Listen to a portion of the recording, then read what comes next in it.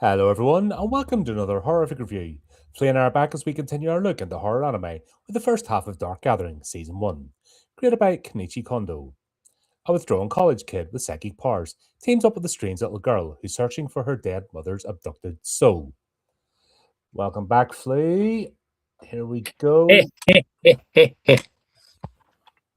And yeah, sorry for the delay. We're looking at like we were looking at Zoids, honestly. No, we didn't accidentally get looking for a Yayoi figure. Accidentally find Zoids. Went down a rabbit hole. I feel the need to say that Yayoi is a character out of Dark Gathering because Yayoi is also a genre anime that deals with boys kissing each other. Okay, right. Okay. In the case of Dark Gathering, though, Yayoi is like best girl. But to be quite honest, Eiko will always be my waifu. Look, she's loving, she's caring. If it wasn't the fact that she'd already confessed her love to Keitaro, I can live with the rejection now. Okay, nothing to do. She's a fictional character, but yeah, okay. You just no. It's got nothing to do with that. That's you just go ahead there. I was going to say, yeah, go ahead and be creepy, but you couldn't be any creepier than some of the characters in this. Colin likes this one. This is brilliant. This is dark. This is my sort of humor. None of this. No, I'm not into this, but it could be the dub. You know, Colin's totally into Dark Gathering. Dark Gathering, by the way, is one of the. I didn't dub this. No, no. I refuse. I'm so glad you didn't, because if you said this wasn't any good, I would have to come up there and wash your mouth out. No, look. Anytime I watch, I had this conversation earlier on with Cameron. Anytime I watch dubbed, it's accidental. It's not intentional. I will not watch dubbed. It's no. And especially after that first half of Hell's Paradise, that just killed it. Right. So some dubbing is okay. There's a series. It's kind of like a comedy romance thing called Kaguya-sama Love Is War. The dub on that is incredible because it's a comedy, and the people they got to do the dub got into it. They got into the comedy. They actually kind of like got into their characters and put some effort into it. Unlike Hell's Paradise, where it was just kind of like, oh no, oh, I'm so frightened. How could this be terrible? No, I'm going to die. I can't believe I'm going, like that. They actually get into the character, and they actually get into the characters and actually give it some effort. And you can tell. Oh, without a doubt. That's why I don't. But no, I refused. I watched this with subtitles. Like most dubs, however, are shit. Yeah. Oh, welcome back, Luna. 2 streams in one day. That's some workload, Colin, honestly. Well, it's also people turning up as well, which is fantastic. Come back the second time. It's just the way the calendar works, you know what I mean? It's gotta go with it. But yeah, really glad this one came up and we'll get to talk about it. I've got to be honest, I have been waiting. Every time you've spun the wheel, I've had my fingers crossed that Dark Gathering comes up. Especially when something comes in, it's like, yeah, it was all right, but it wasn't the best. I didn't really enjoy it. It's like Dark Gathering. Come on, Dark Gathering. I want Colin to see what like proper anime horror is like. I mean, Hellgirl is amazing. I mean, we've seen some Bleach. We've seen some really, really good stuff. We've seen a couple of stinkers, but this. Oh yeah. Well, like I said, this is now my top 3 between Hellgirl, Shiki, and Dark Gathering. This is because and that's only the first 6 episodes, and it's already shot up there because, my God, I'm mesmerized by these characters. They're fantastic, and this setting is amazing. The great. The plot is really, really simple, but the depth of it. It's like a lot of anime. It seems quite shallow on the top, but if you actually stepped into this, you will sink straight up to your chin. No, I'm sorry. After like halfway through the first episode, that I don't subscribe to that at all. Like, instantly there's more to this. Like, it's really there, but I watched Sailor Moon in Spanish because that's all I had in Mexico. I suppose fair enough. Ay. Oh dear. Yeah, I just don't believe. The more I've seen it, dubbing doesn't work. You can't get the feeling. The character in the moment, voicing in the original language, that whatever feature it is, you can't beat that. Can't replicate it. Mm. The only way that works is if it's an adaptation. You know what I mean? Like, let's go Ringu the Ring, because that's the least egregious one. But you know what I mean? You change the setting, you change the country. That works. I have never seen the American version of The Ring because I refuse to. Because as far as I'm concerned, no, it's actually it's okay. It is. as far as I'm concerned, there's only one ring. Yeah, no, it's Ringu, or sorry, The Ring was actually decent. I have to give it that. You know me, I'm very staunchly against adaptations. Just watch with subtitles. Watch it in the original. Watch with subtitles. Now we've started about talking about live action movies. I'm thinking, like, will they ever make a live action Dark Gathering? Can they? I believe they could. I don't think they'll get Yayoi right. So anyway, we start off, and we've got this young girl, like Yayoi, and she's smashing up a temple. She's in a temple. She's smashing up all the Jinto statues. Jinto statues are basically like little guardian statues that protect the temple grounds. It's later on. It's this wee girl is like, honestly, I would adopt her. She's like, you'd have her like in your pocket as a secret weapon and throw her people that got in your way.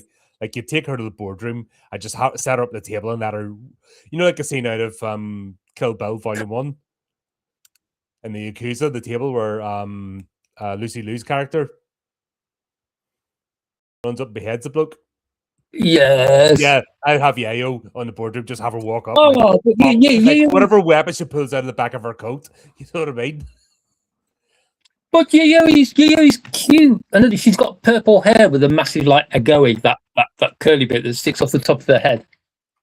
She's adorable. She's cute. She's got skulls for eyes. But apart from it, she's adorable. She's lovely.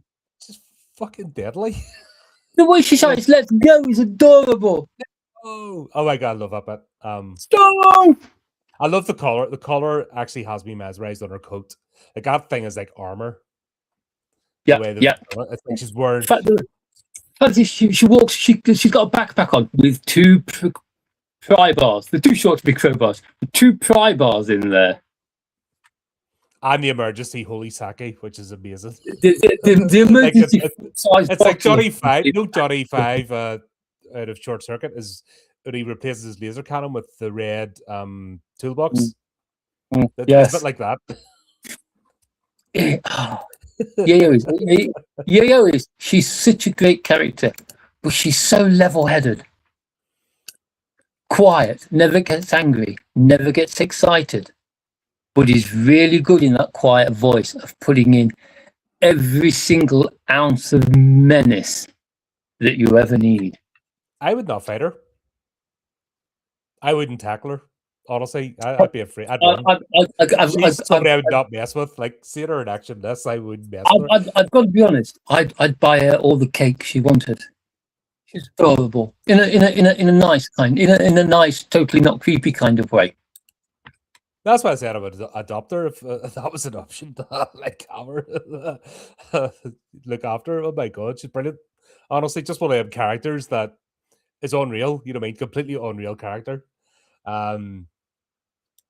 But yeah, she's in.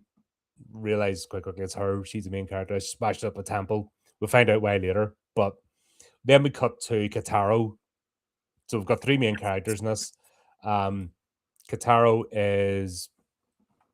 he's a freshman. He's about to enter university. Because he got the highest scores, he's given his speech. He's like 18, 19 years old. He's just left high school. He's graduated. He's getting ready to go to college.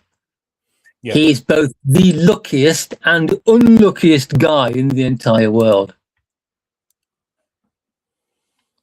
But we found out he hates the supernatural and selfies because he has a curse and it draws spirits to him. And he's one of these people, if you take a photograph, you get that warped bit that shows something supernatural's happening. So that's what happens to him every time a photograph gets taken. We then meet Eiko, who turns out is a long-term friend. And Eiko is lovely. She's like anyone who watches anime will know this. She's like perfect waifu material. She will always be one of my top girls. She is dangerous. No, she talks. She speaks really politely. She's really nice. She's always smiling. She dresses well. The redhead. She's dangerous. We'll get into this. Like she's perfectly fine as long as you're saying yes and do what she wants. If you say no, you're in trouble. Like no, not someone to trifle with. Stop bad mouthing Eiko. No. She's fine. I'm honestly. just acknowledging reality. She right. You adopt Yayoi, you wouldn't mess with Eiko. No, that's it. She's a girl who is driven to get what she wants. She's somebody you don't want to be on her bad side. She's also a bit of a fear junkie. Which I can't complain about, actually, because I kind of understand that, because I love like old deserted houses and ghost stories, and a lot of my problem with a lot of horror these days is horror isn't horror enough. No, well, that's everything. I want something that's going to make me jump, make me gas, make me finish watching the film and think, oh God. But it's just kind of like I've seen too much. I've numbed myself to it. That's the problem when you're long term into this. If you're a long term horror fan, it does become chasing the dragon. Like it's going to take a lot to shock you. And now it's more about stories and concepts and ideas that rattle about the what ifs. Oh my God, are they capable of that? That's sort of it's like different. I don't know, different levels or different stages in your lifetime. You know what I mean? You can still appreciate and enjoy horror, but you look for different things because, like, the jump scares don't work anymore. The special effects don't work anymore. You know, in terms of shocking you, does it fit in with the story? And my problem with a lot of modern day horror, they telegraph everything. If a jump scare is coming, you know it's coming way before it arrives because of the way people are acting or what the sound effects and the music are doing. That was my problem during Evil Dead Burn when I reviewed it. Nothing surprised you. It was all telegraphed ahead. You know what I mean? And that's just an example of what they do today. But also don't forget, if you watch a lot of movies and you pay attention, you start to notice patterns. So you notice story beats, you start to notice tropes, you start to notice tricks of the trade. And so you have to, like, I'm glad I review movies now because I can take a different appreciation. Yeah. And look at it from that angle so I can explore it rather than just consume for the sake of it, if that makes sense. So I'm almost getting something new from movies I may not have watched normally because I get to sort of think about and explain why I enjoy it or why I don't, or like same as the series is. Like I explained last time why Hell's Paradise, for example, wasn't necessarily for me. And I can compare the other, series that are very similar to it and just see the sort of thing. That's why I don't enjoy that sort of thing, but this is completely different. This is refreshing actually, because this is only out. When did season 2 come out? Like last year? Season 2 came out last year. Yeah, so this is very recent. So it's current, and I'm so happy that something like this can get written today and produced, and it's fresh and it's interesting, and I just get these characters are different. I can't compare this to anything else, if that makes sense. And I like that. I like the fact that I can't compare this to anything else. Like, unfortunately, though, like all good anime, we need them to release the rest of it. Yeah, well, it's, you know what I mean? It's at least we've got this. And but anyway, they did very well with the first episode, just getting everybody together quickly. So we've already established that Keitaro and Eiko are friends, know each other. We know that they know each other. Yep. They're friends, but there might possibly be a little bit more than friendship there. Just a little bit. Like they haven't. It's like there's a little bit more than friendship there, but they haven't talked about it. Well, we find out it's kind of like there's a conversation waiting there, but but this is all because of an incident, which doesn't really even in the first, it doesn't fully explain what exactly happened. But we know that Keitaro has actually had an involvement with the supernatural, and his involvement in the supernatural got him cursed, and also got his friend cursed. Now we'll find out later on that's actually Keiko was with him. So Eiko, was with him. So she's the one that got cursed with him, and he feels guilty for that, and he feels bad, and he closed himself off essentially for 2 years, and he was happy and outgoing, and this, whatever happened, damaged him, and he's now completely unsure of himself, doesn't want to socialize, and this is a big thing for him, actually. Like, he has to give a speech, he's entering university, and also he's decided to become a tutor, because A, it'll help him with his social skills, B, it'll help him with his grades in university, because it's something that's expected in Japanese culture. Apparently that's a thing, is to do tutor work. Yeah, a lot of college university students become part-time tutors. Because there are a lot of people, there are a lot of parents out there who want their kids to do better. Because as you know, Japan is the big must succeed culture. I like the idea that university, you know what I mean, even learning responsibility at that age and looking after the younger generation, you know what I mean, I like that idea, and rather than only being for the rich, being a normalized thing. Yeah. It's also, I mean, it's also a culture of respect. So yeah, I actually like that idea. I don't like the idea of Japanese culture, everyone must be the best, because it's a pyramid, and there's only the apex of the pyramid is so small, it's ridiculous. So that needs to be toned down a bit, I think, because then they wouldn't have as many suicides, etc. I think that's far too much pressure, because you can only be... Yes, it is. Japanese culture, it's all about respect, it's all about success. It is a massive pressure cooker. Japan still has out of all the like first world countries, Japan has the highest suicide rate in the world in every single age group, from adults all the way back to children. Yeah, and that's a fundamental. There's something that needs to be looked at, but then again, you can't enforce that. That has to be self-introspection. You know what I mean? Something. I know it's like we all have our cultures and ways of take. It's like one thing that hobbles us is the class system. We're so mentally locked into that it's hard to get out of it, if that makes sense. Working class, proud of it. Yeah, but also you end up, I think, hobbling yourself.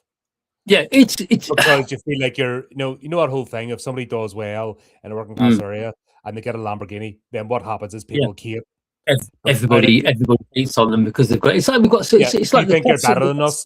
The middle class are stuck in their bit. The upper class, you mean, it's like so. The class system is kind of like a self-imposed glass ceiling. It's like it's okay to succeed, but you mustn't succeed too much. Yes, because then you're betraying your people. It's like instead of having like a Lamborghini, you should have, like, you know, a second-hand Ford Cortina or something like that. God, you're showing your age.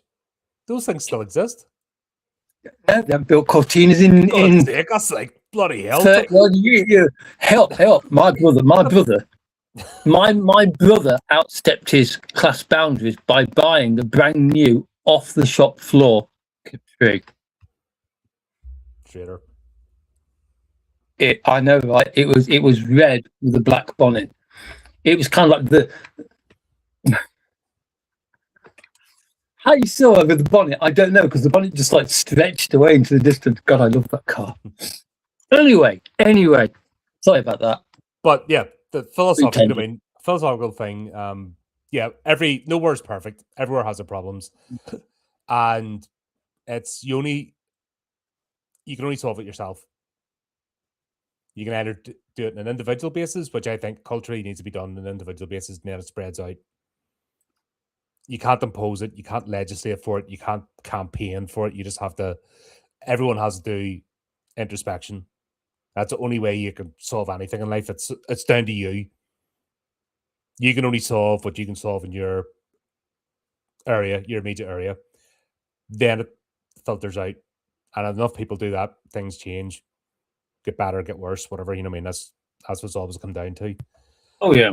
But saying I came to the store 5 below to record Halloween stuff, shopping center. Forgot to charge up my lavalier. Oh god, that's what I was talking about earlier on during we were talking about Blair Witch. All the devices they had needed to be charged, and they had them running 24 hours a day, and it doesn't make sense. Like if you don't charge up, and this is a modern one, not a 2016 device, so you don't charge things up. How the hell are we able to do all that? That's why I don't like found footage, because my logic centers can't suspend disbelief. I just can't. Do you know what my favorite found footage film is? Troll Hunter. Yes.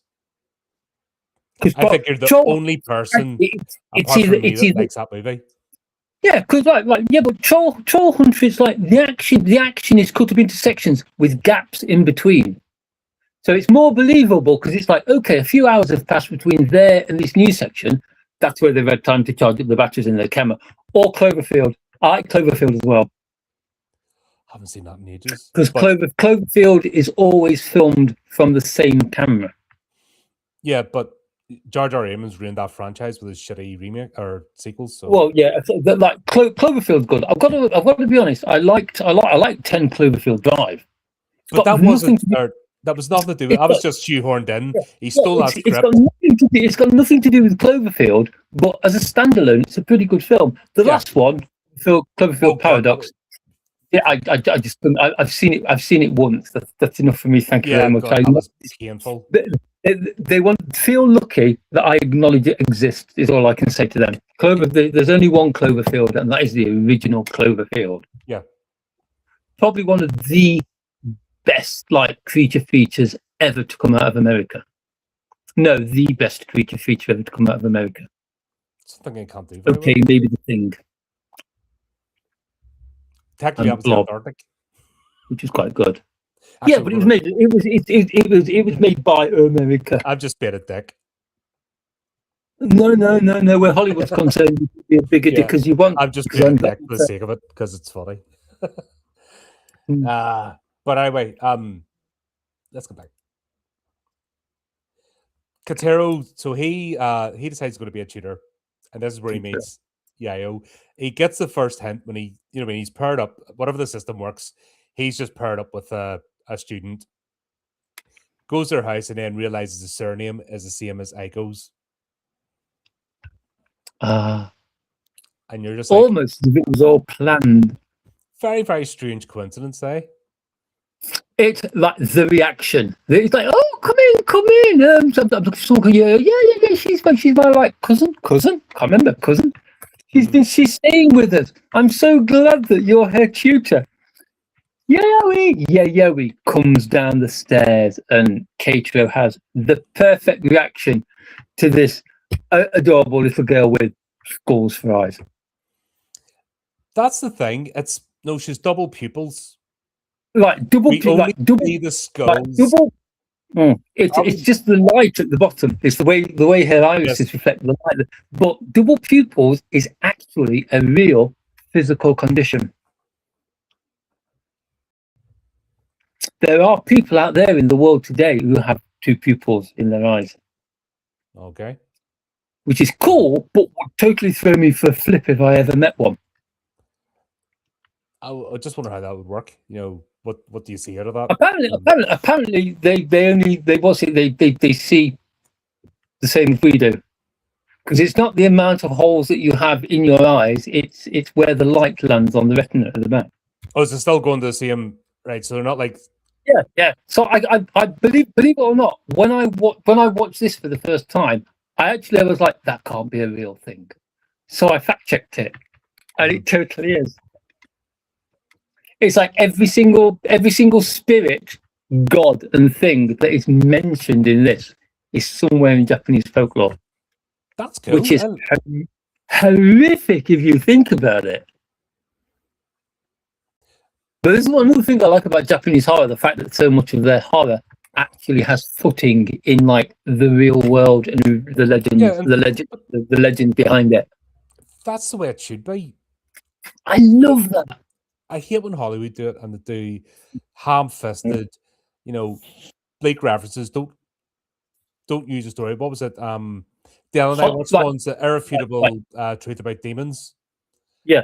And the whole storyline, there was research material there. They could have done it, but they fucked it up and ham-fisted it, and it was horrible. It was, it was like the first movie Carl Urban was ever in.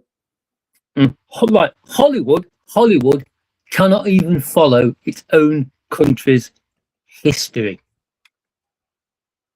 when they're making films. Never mind horror films, any film. They cannot even follow their own history. They have to glam it up.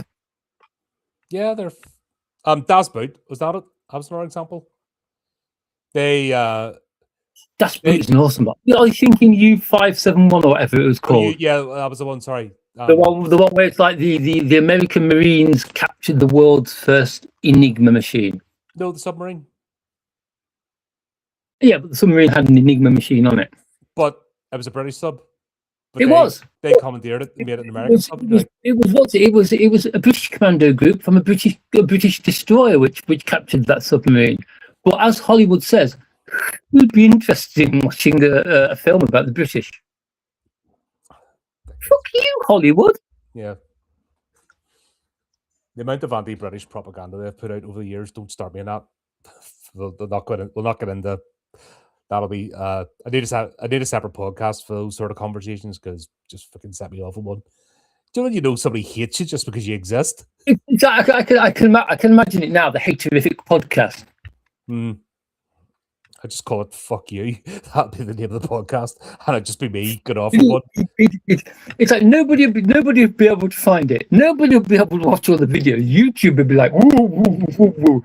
Yeah, nah. Do you know what? I've enough to do this. But this keeps me plenty busy. Thank you. Don't need to be. Yeah. It's like I've enough going on right now. This is plenty busy. But I love this. He's brought in. He meets Yayoi and starts off with a tutor, and it's like, right, let's go somewhere haunted. And then he just gets blackmailed into doing it. The first thing you say to your tutor, let's go somewhere haunted, and Eiko's like, woo! Eiko, you like Eiko is like, you've got to love her kind of like enthusiasm. Her enthusiasm is what's the word I'm looking for. Her enthusiasm is addictive. She's like, woo, let's do it. You just want to do it. Yeah. It seems on the surface that she's just the bubblehead that, you know, is just happy about everything until we get to her.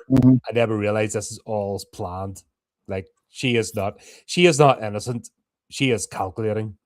Oh, like, she like Keitaro got the top scores in their school year. But she is obviously the smartest person in the room. When they go to the college interview later on, it's like people are talking about how smart she is and how she's done this and how she's done that and how she had to take tests to do some of the things that she's doing and how incredibly intelligent she is. And she's just like laughing and waving, like laughing it off and waving like an idiot. She's like, if she was the bad guy in this, she was the greatest supervillain ever. Oh, without a doubt. Like I She said, gives Lex Luthor a run for his money. you don't want to get in her bad side. Like, the only Oh, she reason Keitaro's safe is he's on their team. If Yeah, he wasn't, yeah. oh, like, if Well, anybody like, in the college, I would marry Eiko, no matter what 2D form she's in, if it wasn't for episode 6. Because episode 6 is so sweet and at the same time horrifying, terrifying, and incredibly fucking messed up at the same time. I'm here for it. It's amazing. Messed up is a pretty good way to describe this anime. Yeah, it's in its own way. Like, it's like this is my sense of humor boiled down. Would you put, as far as horror is concerned, like, as far as horror is concerned, would you put this anime in like the ranking not for casuals? Yeah, it does. You need a dark sense of humor for this. Like, it does it because it's like normally you get like horror, humor to like de-arm the subject. More horror. This is like horror humor, the entire thing. Okay, right. It's like a spinning coin. It's great. In another world, these three would be serial killers.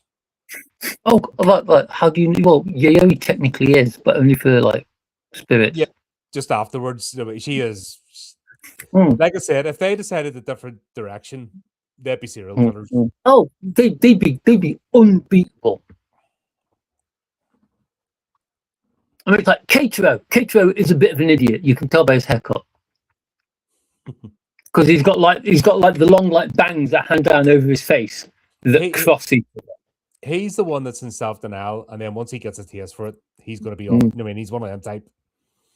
And like I said, that if these three became serial killers, like, just give up.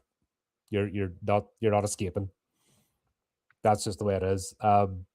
I think you'd let Yayoi kill you anyway because she's just too cute to say no to. Yeah. You know what I mean? You'd be cleaning up the body. You'd just be, and you'd be just getting the plastic bags and hiding the body parts and getting the acid bath ready. Yeah. And she'd be like, "Thank you, Uncle Colin." Like, oh, okay. She's not creepy whatsoever. Like, she's creepy. Like, Yayoi is creepy in the fact that she's so driven. She's dark. But at the same time, she just comes across as being like so childish. No, but the planet, right?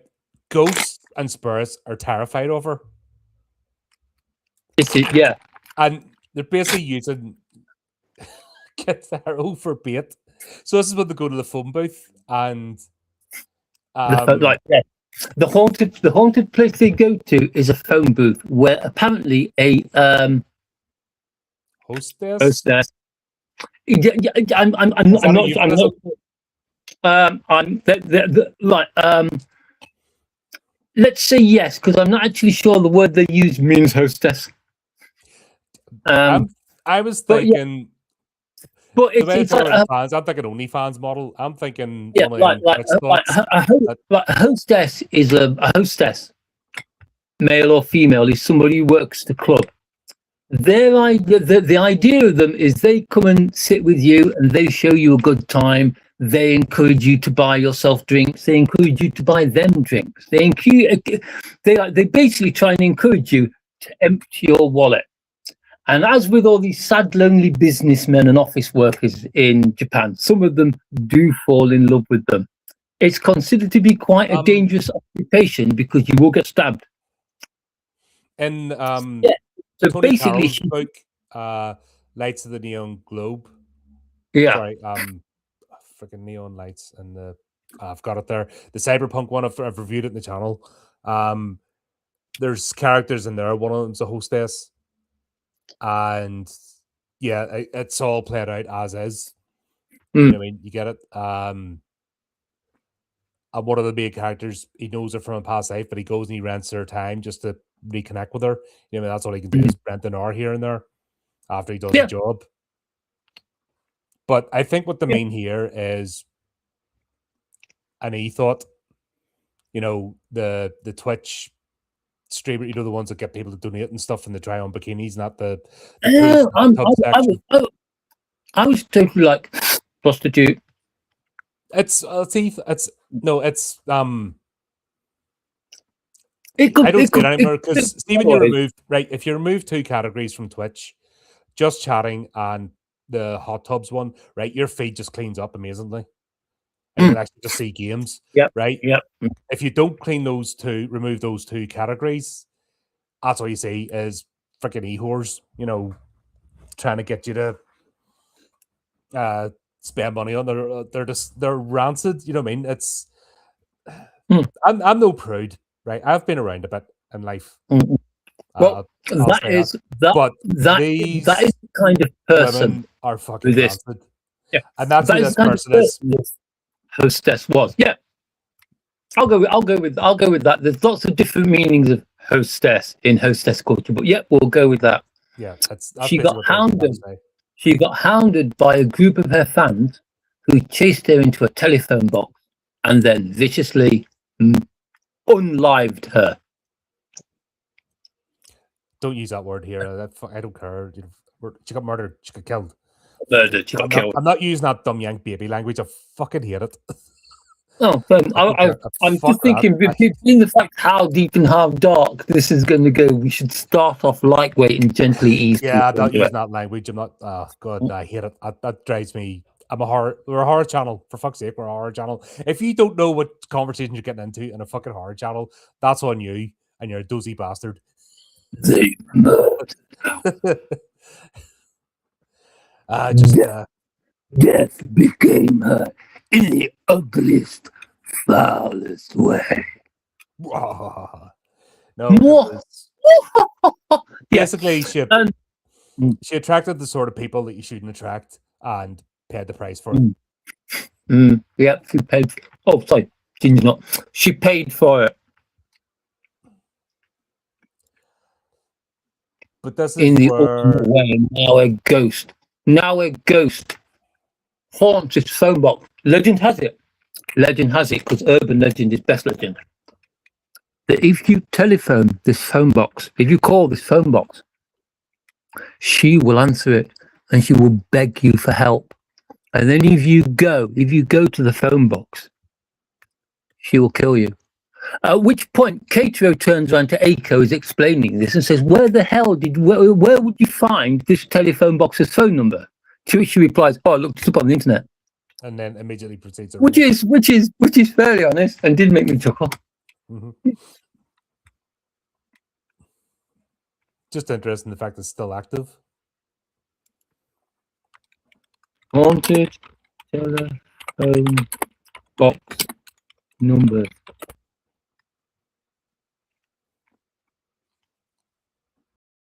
People used to do skits, set up like the camera and stuff and ring a phone box. God, I remember one. I worked when I was in college. I worked in a part-time in a sports shop, and they set up a skit basically up the top floor. They had the cameras pointed, and there's a phone box across the road from the shop. And what they did is they rung it, and they had a bag at the bottom, and basically rung people and said, "Right, pick up the bag, take it down to blah blah blah," and it looked as if it was a bag of cash. Wow! And of course, if they picked up the cash, then they went and they got stopped by the producer and stuff. The people like waiting just to explain it was a joke. But that was one of the things they did. God, this is all ancient times. There is actually a list online of haunted telephone numbers. It's like, I'm going to leave that for people to find by themselves. I am not responsible for anything that happens. Yeah, that's just look it up. Do whatever you want in your own time, but don't blame us. In fact, that's still a thing. But anyway, yeah, this is where they ring the phone, and then that's where this ghost appears, and then they try to grab Keitaro. You'll notice it's Keitaro who phones it. Keitaro who phones the phone box because he refuses to let any of the girls do it. Because he feels responsible because of the incident, which... Yeah, proving that he's a hero he's just a bit of a coward at the same time. It's guilt. Mm. He was brash. He was curious, and he got people hurt. Mm. And namely, he got Eiko hurt, and that he hasn't forgiven himself for that. Even if Eiko has, he hasn't. You know what I mean? That's. I think that's the character arc he's going to go through in this, which is cool. Mm.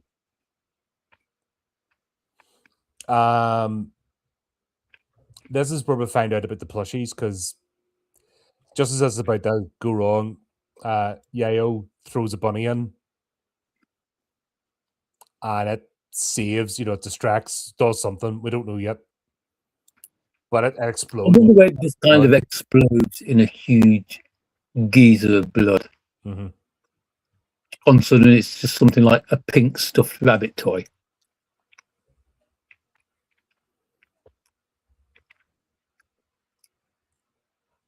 But it's like it's the way the ghost manifests itself the first time they see it. Just kind of like a bloody handprint and a bloody face print pressed against the side of the phone box. That was some cool animation. It's like that's how ghosts should show themselves. More people, more directors need to watch this. Although if they did, they'd probably get the idea of doing the live action version, which Yeah, but then they'll do it 100 times and they'll lose its effect. Mm. But they've done it. The likes of Hollow Man, you know, it's usually more invisible people seen, like the Invisible Man and the Hollow Man, except that the Invisible Man was shit.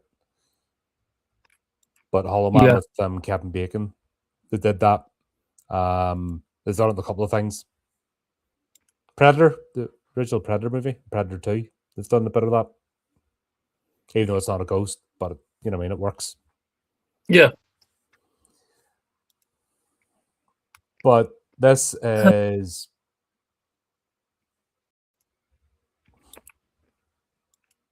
they go back and Yayoi has to finish her studies. And he won't let her go ghost hunting until she gets her the exercises right. There's just something funny about the way casually just go back to studying.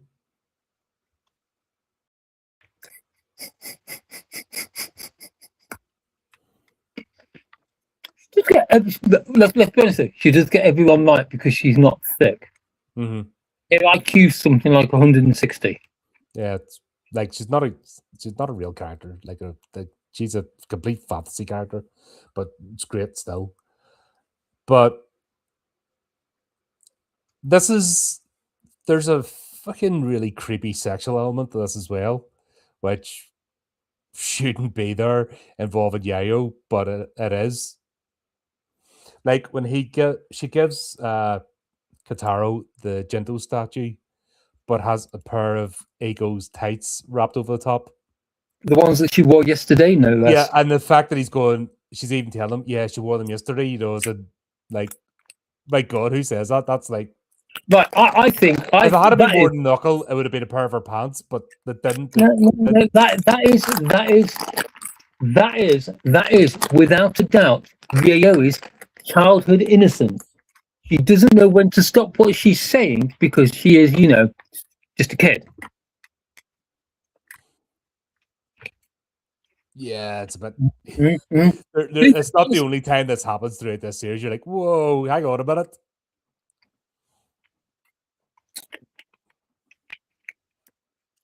She's lovely. Yeah, he's lovely. Yeah, but it's like I said, this is dark. She's adorable. I want to feed her trifle. This show's messing with you. You know what I mean? There's somebody with a really dark sense of humor, and the reason I recognize it because I have the same sense of humor. Oh yeah, the guy who wrote this has a brilliant sense of humor, a brilliant sense of comic timing, a brilliant sense of horror timing, and inappropriate humor as well. And I love it. That's what I'm saying. I get it. That's why I'm like, oh, you sick. I wonder how many people's heads it went over, and then the ones that are going to be like, oh, you know, you're being played with. That's the thing. He's playing with us. He's messing with their heads. There's probably a few people out there who didn't get it until like the second time of watching.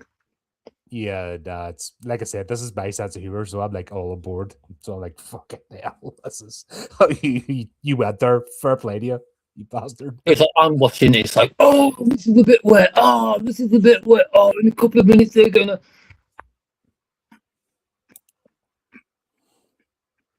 I mean, I memorized this entire series. I've seen it so much. Oh, yeah. Yep. But obviously, they go back to the booth because Yayoi finishes her sums. So, right, let's see if we can do this properly. Let's go. Let's go. Stop. I can't do it. It's just the way whoever that actor says does the voice is brilliant. Yeah. And plus, I don't know what it sounds like dubbed, and I don't want to do it dubbed. Do it in the Japanese. The way her voice is in this is fantastic. And it's almost taking the piss out of Saturday morning cartoon anime, isn't it? It is. Like I said, there's a lot of jokes with jabs here at certain things and tropes and that. And like I said, it's like the first time Yayoi says, let's go somewhere really haunted, and they jump in the car and they do the let's ghost thing. Yep. That is the moment I knew that I was going to love this. Just thrown into everything else is dark as shit.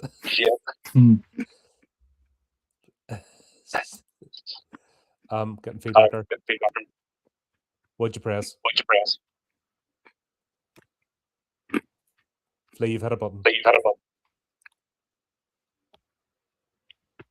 Flea, you've had a button and getting feedback.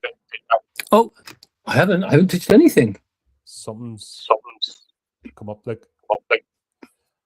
Would you like me to reconnect and connect again? I don't know what's happened there, but my voice has come back to me. I haven't done anything. I'm on my phone, so it shouldn't be reacting to you speaking. I don't know what's happening. Have you got the monitor up? No. I don't know. Maybe it was in my headphones anyway, and I've muted my headphones. All right, something's happening there.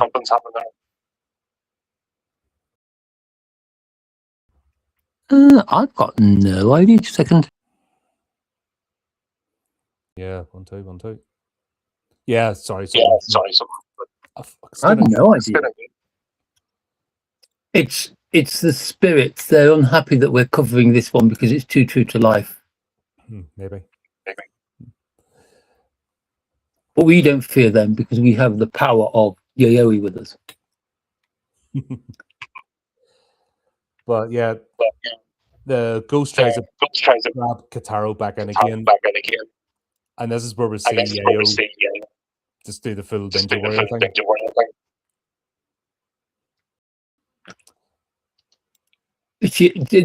This is the moment she steals everybody's hearts. Keitaro is dying horribly, being strangled to death by a telephone, and she just runs in, and he drops like the Jinzu statue with Eiko's pantyhose from yesterday lovingly wrapped around it, and he says it's not protecting me. She's like, no, it is. It's just like attacking you so violently. And she manages to squeeze in through the door, grabs hold of the statue, and smashes the phone with it.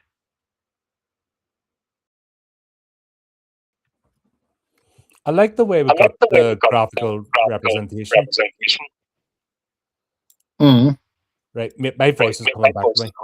We need to get that sorted. Something's. Let me leave and then come back. Okie dokie. Yeah, sorry, that's just getting the feedback there. You probably hear it and need to get that sorted out because that's going to be really distracting. Look at this weird echo. But yeah, we're still only in the first episode. We're in Norrin. Thank God. Talk about really getting into the depth here. But yeah, there's something like Yayoi is a non-natural character. She for her age and that, just the moves and that she can pull is unbelievable. 1 2 1 2. Hello. That is better. Yep. Cool. We're back. I don't know what was happening there. My voice was just coming back and it was going to get me neither. All I've done is like the only thing I've really done apart from like restarting it is I've turned the volume a little bit so you're not quite as loud as you were. Right.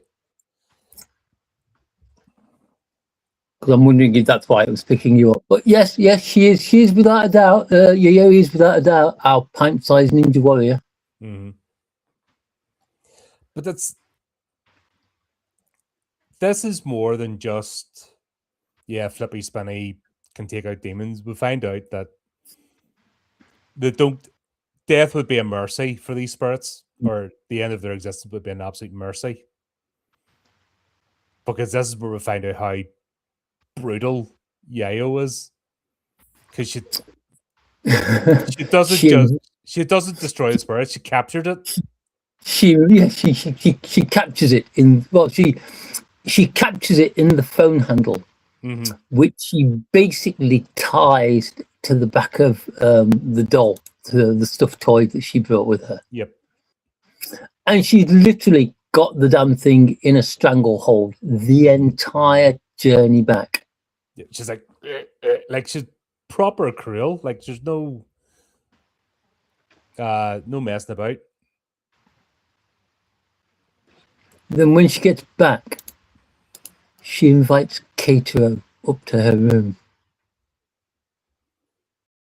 which has got to be quite honest, one of the best young girls' bedrooms in any anime ever. It's full of stuffed toys. You can actually feel the stuffed toy shrinking back when she steps into the room. Yep, every stuffed toy contains a spirit that she's captured and bound to it, and every single one of them is scared.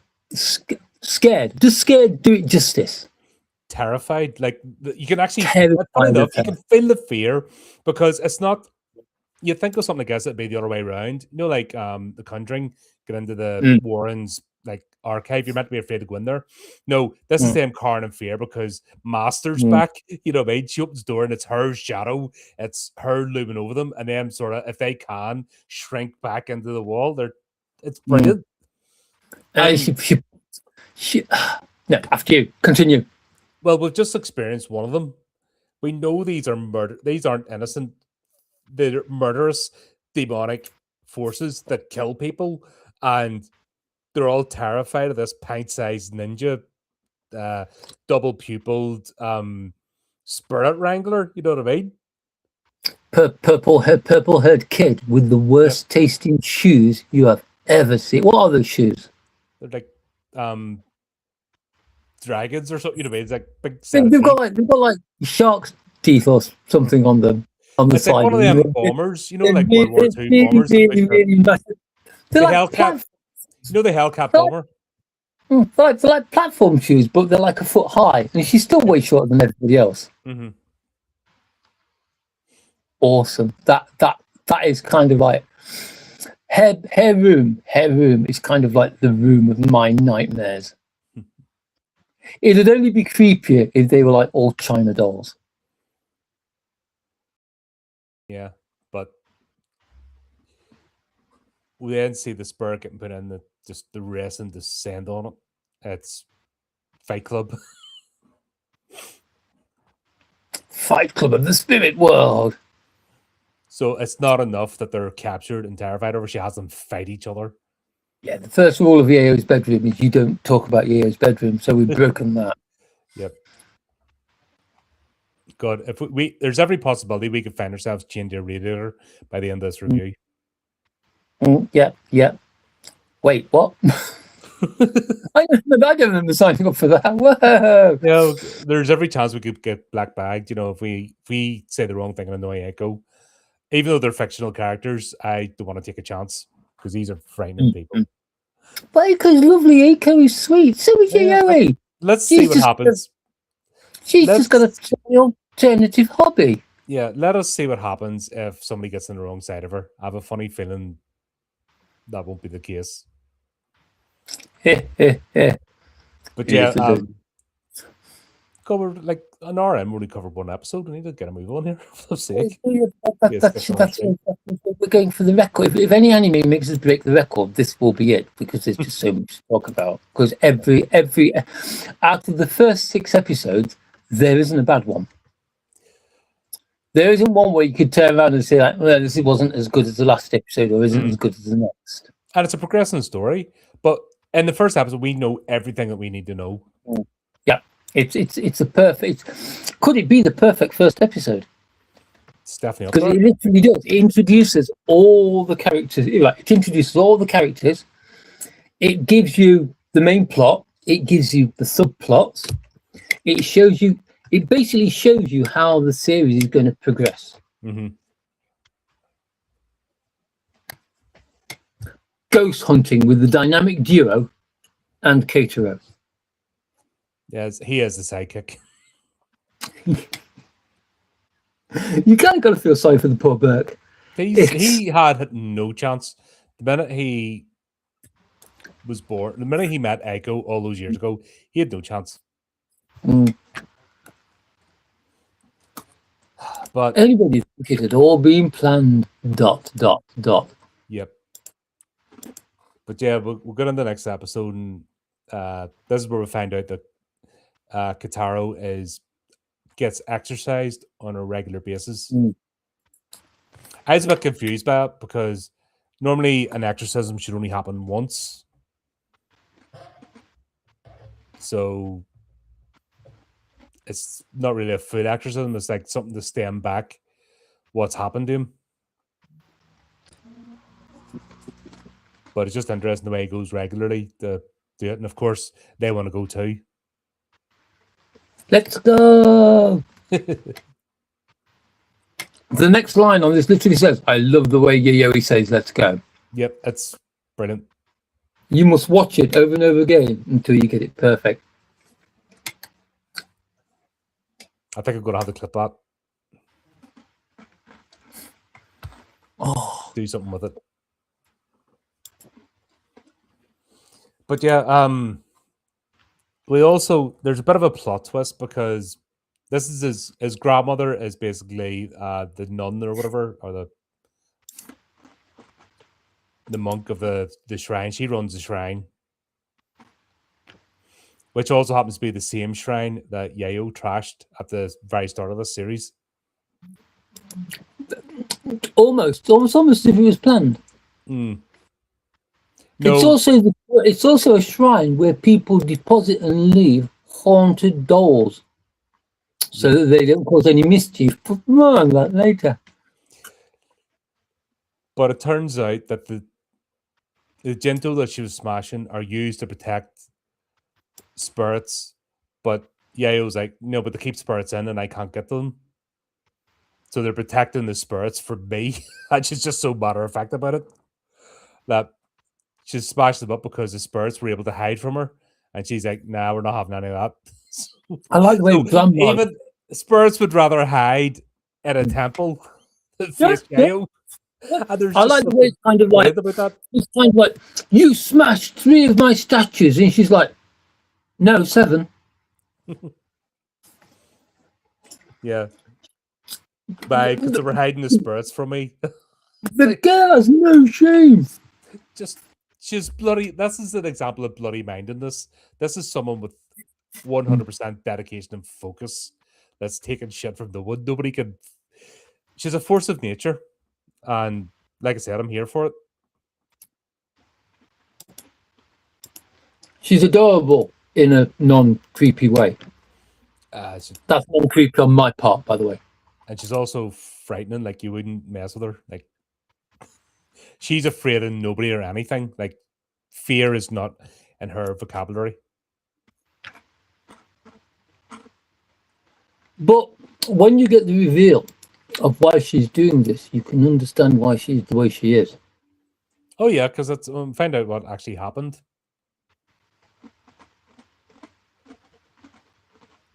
But this is where we find out what Keitaro has to go through. So he has to go here on a regular basis every couple of months, and the curse, which is on his hand, exposes his nerve endings. If she doesn't perform the ritual and remove him, it would take over his whole body. His nerves are literally growing on the outside of his hand. Mm-hmm. It's not shown very graphically, but it's shown in another way that you go, ooh. Yeah, you get the idea, yeah. So this is something he's continually fighting against, and then it takes actually a lot of spiritual strength to perform this. So every day he's fighting against this thing, whatever it was. And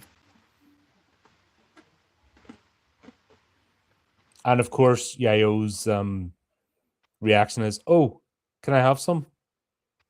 Can I have some shavings?" Give me his nerve endings.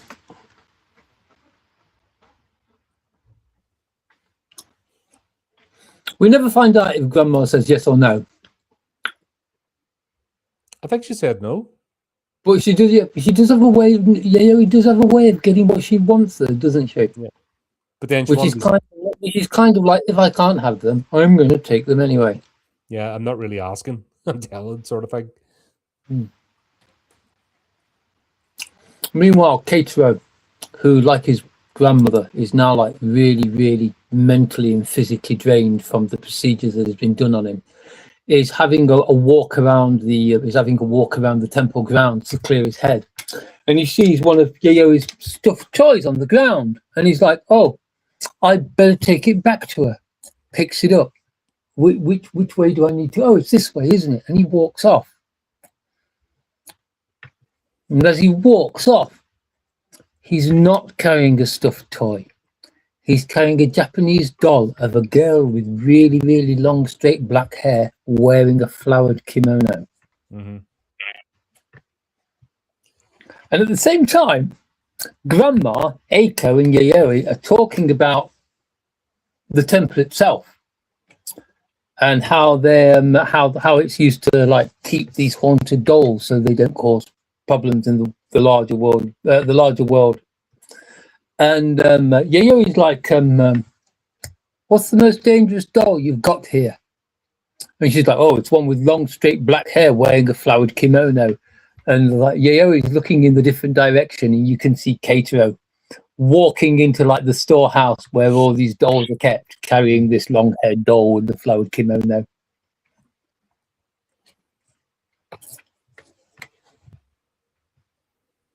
Keitaro's possessed. We need to save him. Yeah. But what I love is the fact that, once again, this is supposed to be the most dangerous room in Japan, you know, spiritually. Yeah. Yayo walks in and they all shit themselves. Oh yeah, right. Like, don't you love? I'm not going to say anything about it because I want people to watch this. Don't you love the way the way the doll tries to kill Keitaro? It was very Ringu-esque and just what we expect. Can't remember what the name of the spirit is that it's meant to. You know, the one with the long black hair. There's a particular name for it. Yes, Sadako. No, but that's the name of the girl. But the type of spirit. Because Save the Grudge, the thing with the black hair is a particular type of spirit, and there is a name for it. What type of spirit? God! Yeah, it's basically what type of spirit she is, and yeah, that's basically what they're doing here. I'm just waving at my Sadako figure, which I'm very proud of. I'm so happy I managed to get one. But yeah, it's like let's just say the way the doll tries to kill Keitaro is gruesome, but not in a bloody sense. No, there's no. I would rather be stabbed than go through that. Yeah, not pleasant. But yeah, the moment Yayoi walks into that room, everything stops. It's almost like they start begging, you know, "Please, I'm sorry, here, have him back. I apologize. No, you're coming with me," sort of thing.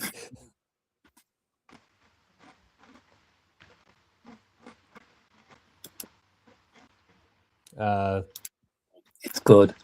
And this is where, after this is where Keitaro and Yayoi come to an understanding that she's sorry, but she wants him to go with her because spirits are afraid of her, but they're attracted to him. So she finds her mother's spirit, and she'll help him lift his curse, and that's sort of the agreement that they're sort of coming to.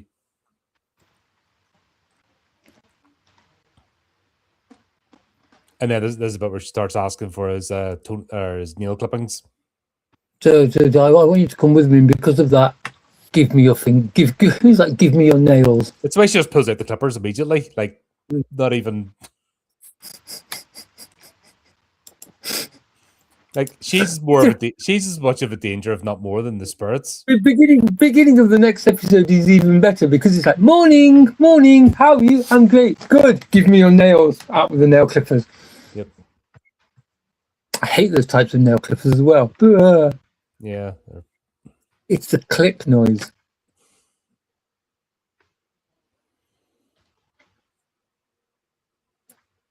But yeah. But this is the bit where Keitaro's like, "No, I'm not going this time. No, not doing it. I'm out. Leave me alone," sort of thing.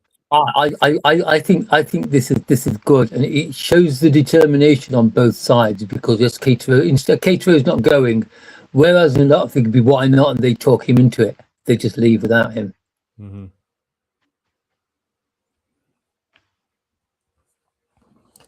But Yayoi makes an interesting comment to Eiko that she doesn't understand why they both still have their curses because they can get rid of them if they want. Which absolutely stops Eiko in her tracks. Mm-hmm. But then Yayoi reveals that they're going to get something that will help her get rid of her and Keitaro's curse.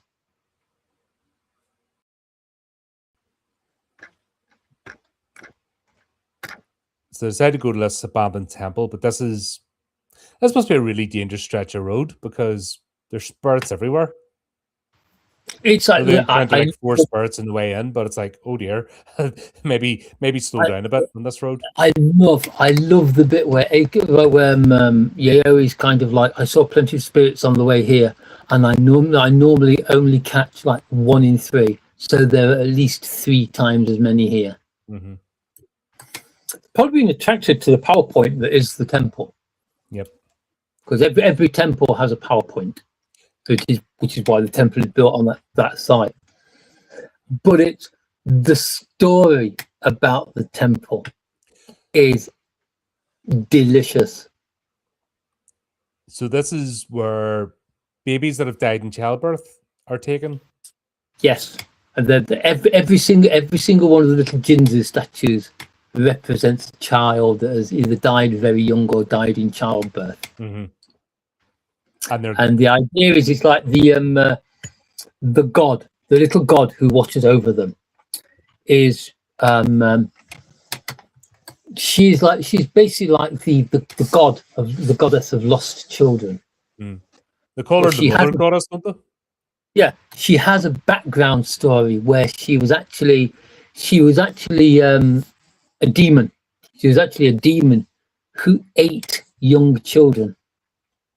But she was changed in her ways when a priest stole one of her own children, and she realized just how much it hurts to lose a child.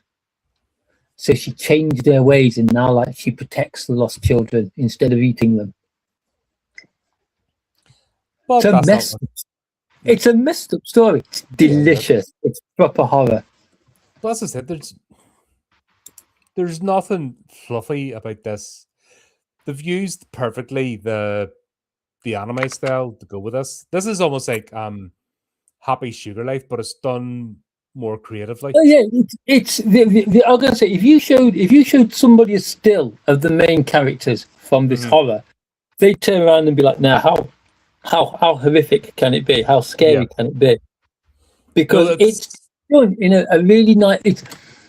It's so colourful, and the characters are such fun designs. But the story's so dark. Like there's nothing pleasant here. Right. And it's 6 so episodes casually in, gone through that you're like, Right. wow. 6 episodes in, yes. Mm-hmm. You are only dipping your toe into the shallows. I was tempted to carry on, but no.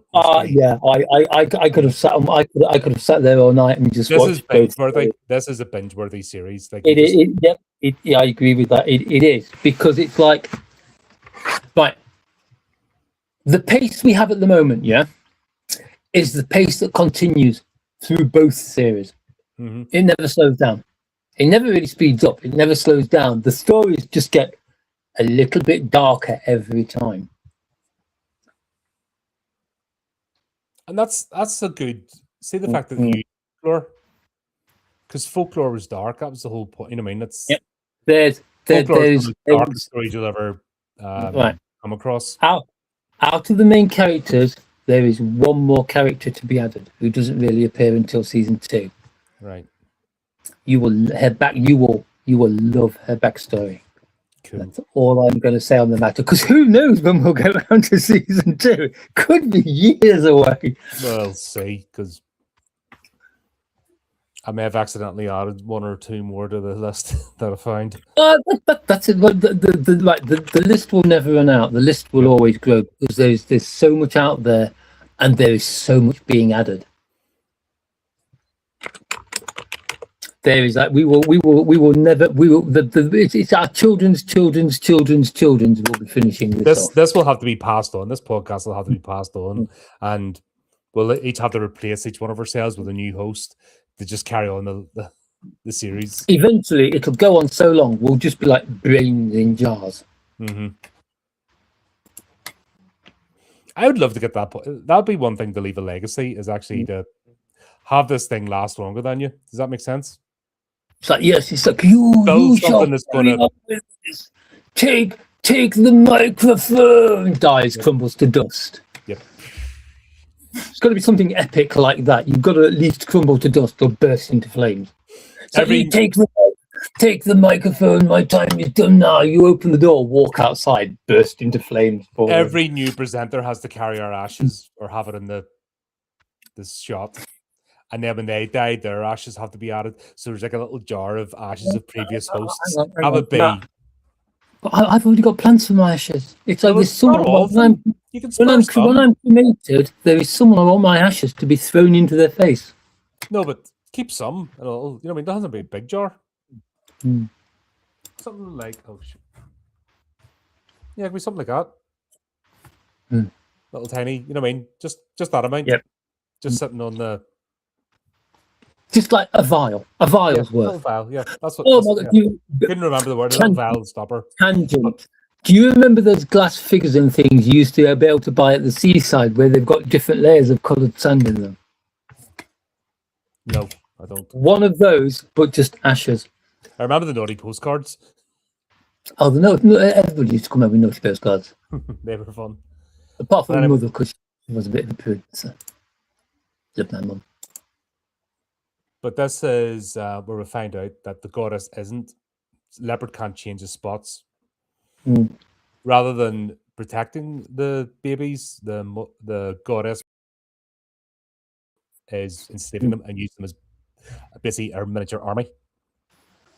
She in order to maintain herself in this world, she will always also be eating the odd one as well. Yeah, the odd one as well. But majority of them are there as an army, and dang, yeah, she's essentially become like an ant queen, an ant colony. And Yayoi, this is the first time, which I'm glad actually to see.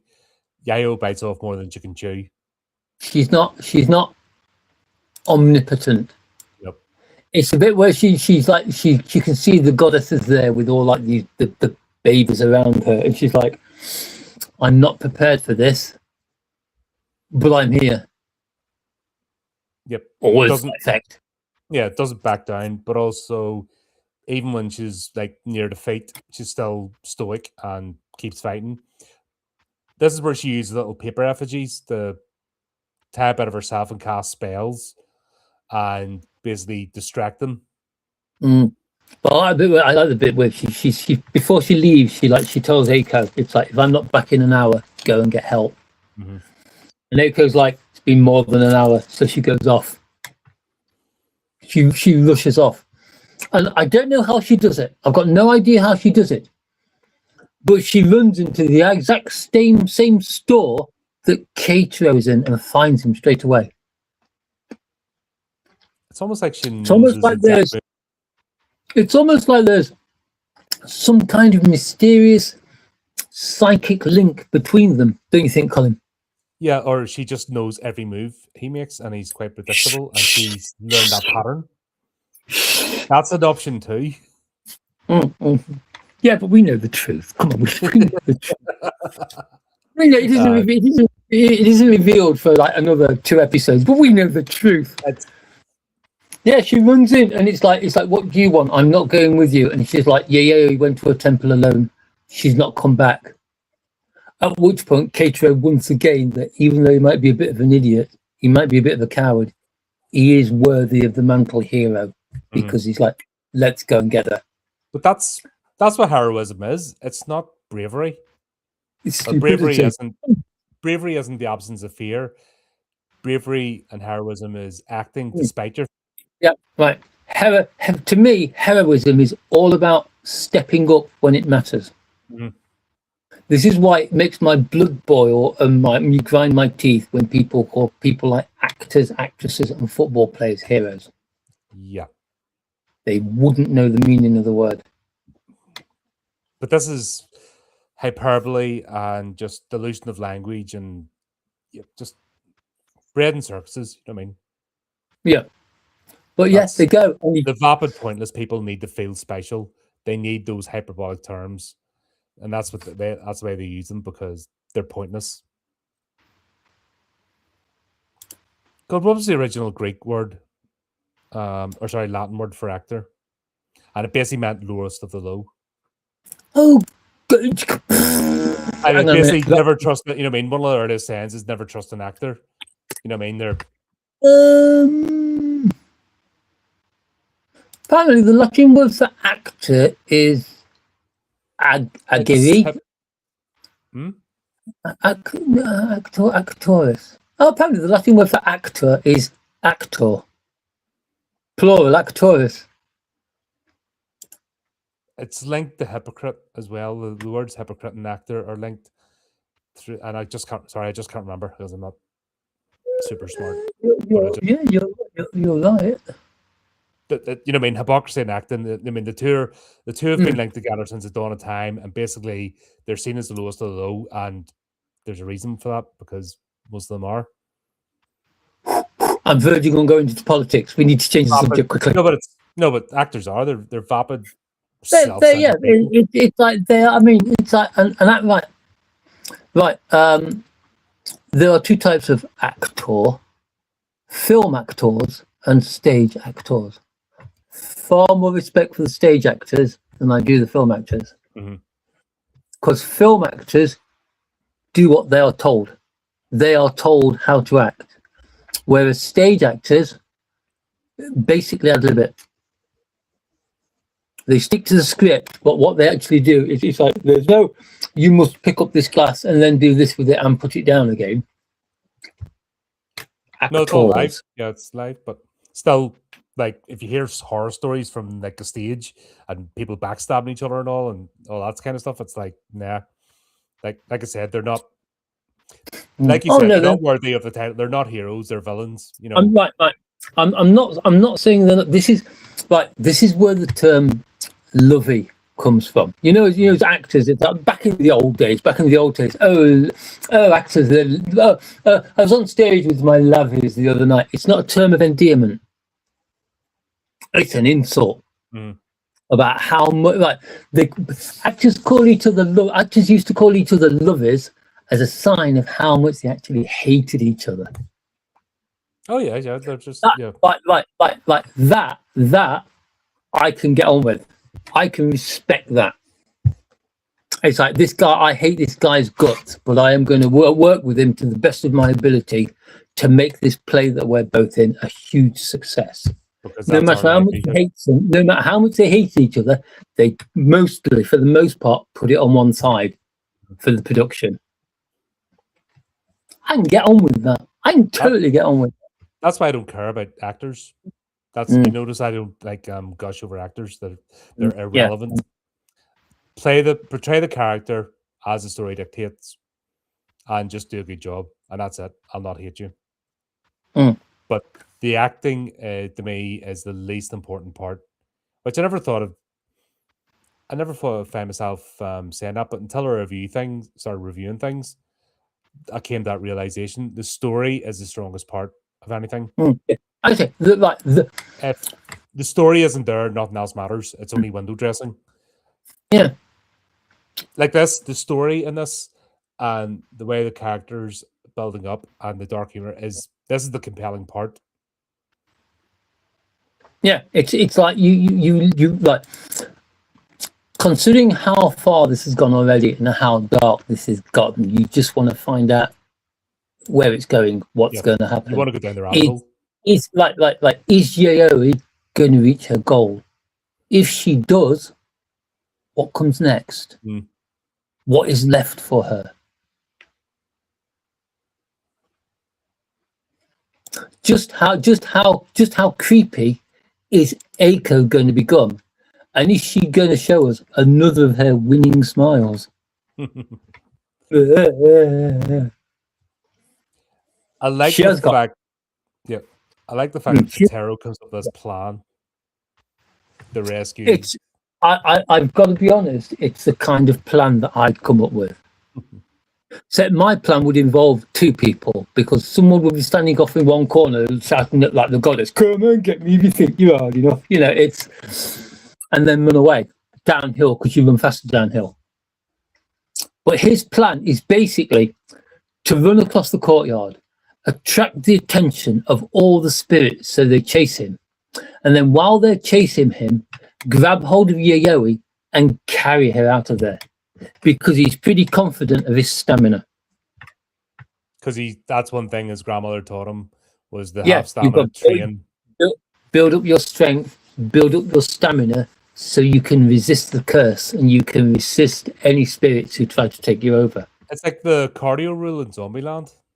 You know what I mean? That's but yeah, so he does it. This had to be the most anime thing ever.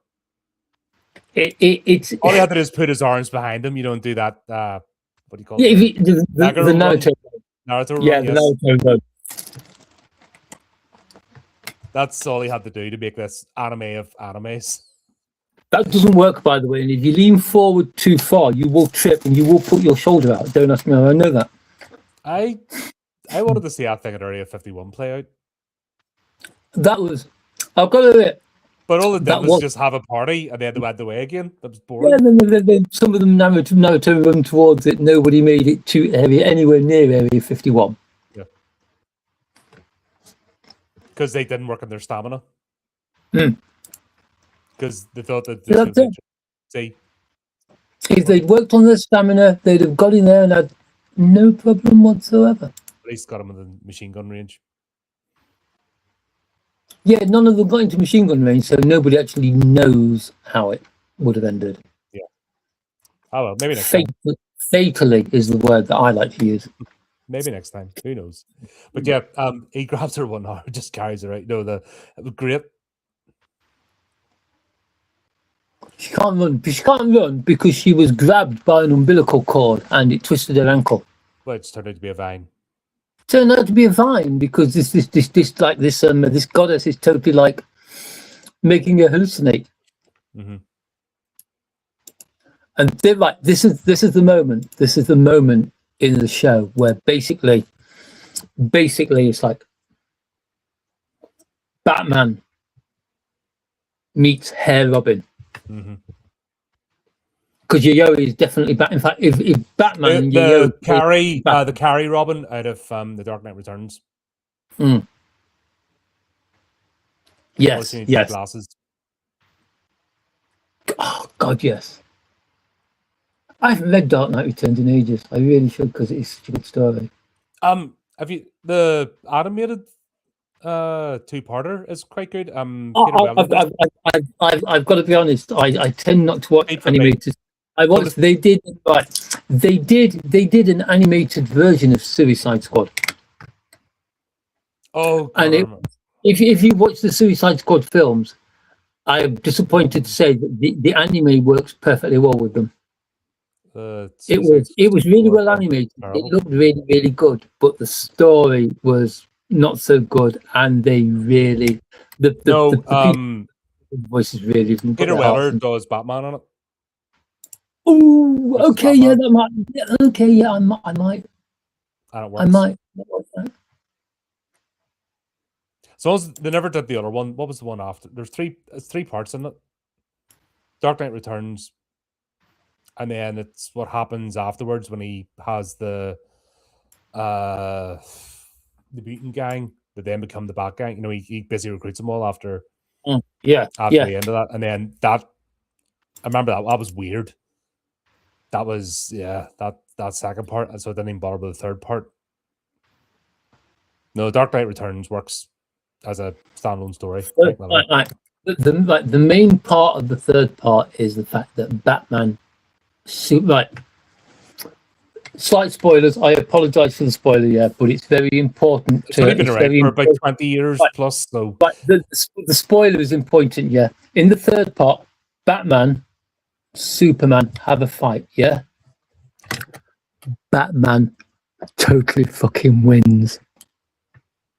Batman beats the shit out of Superman, as it should be. No, that's the end of. No, you talking about when he has Green Arrow and all involved? It's that graphic novel, right? That graphic novel in its entirety. Got one arm, shoots a kryptonite out at Superman. Yeah. But he still beats the shit out of him. Who cares if he cheated? Yeah, what important? You do know there's 2 other graphic novels in that series? No, I've never read them. Right. Well, there's 2 other graphic novels. Let's just say the second graphic novel involves Brainiac, and it's dumb. That's all I'll say. So I never bothered with the third graphic. There's 3. That's part 1 of 3 in a series. Part 2 ends up involving Brainiac, and it's like it just doesn't work. Brainiac, God, I'd forgotten he existed. Yeah, and like I said, I just couldn't. After reading the second one, I couldn't be bothered. Shame. Yeah, it's like back to the Star shit. Crimson Empire. Do you remember that? Yes. If you ever look at the first graphic novel and then you pick up a second one, and it's like a crayon drawings, like the artwork is terrible, the storyline's terrible, and you have all this grittiness of the first one, right? Forget the character's name, the Imperial Guard, who's basically Roman. After this is all after the Empire falls. He's on a mission for the traitors, kill the traitors. But then the second graphic novel, the artwork is awful. It really does look like crayons. I tend not to bother with sequels because they never match the originals. No, but it's meant to be a story arc. You know what I mean? But there's no continuity. I hate it. That's why I stopped. You know, this is God. How long ago was that? And I was like I said, it's back then. I got disgruntled with mainstream comics because this is what they did. They'd already starting to run out. This is even before the new 52 came out with DC. So however long ago that was, I was already starting to see it. As all around about this time, they're starting to run out of story ideas, and it's across the board. It's like there's a creative hive mind in mainstream entertainment, and they all get dumb at the same time, and they all run out of ideas, and it's very, very odd to watch. But yeah, that's how long ago I was disgruntled and noticed this pattern. Which is why it's cool to see stuff like this, because this gives me hope that there's people can still create and tell stories. It's not Dark Gathering. The story itself, what they're doing, isn't original, but the way they are doing it is so fresh. Mm-hmm. It's like it's and like the tone's not. This isn't a normal tone.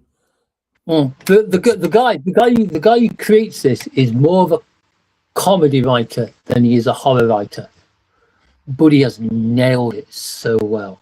It's like it's non-stop. It's laugh 1 minute, you shrivel up the next. I was going to say cringe, but cringe is the wrong word. Cringe isn't the word I'm looking for.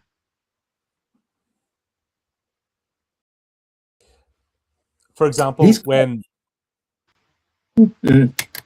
Keitaro and Yayoi, rescues Yayoi, and the bond of Yayoi and the bond of friendships formed, and then Yayoi decides to show Keitaro what she does to the spirits. That is, and the fact that she took the fingernail off the goddess. Of it.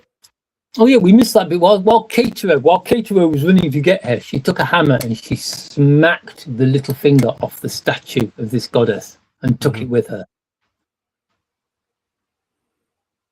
But I've got to say, I love this scene because she kind of she puts the finger in the middle of the room and then she closes the door on it.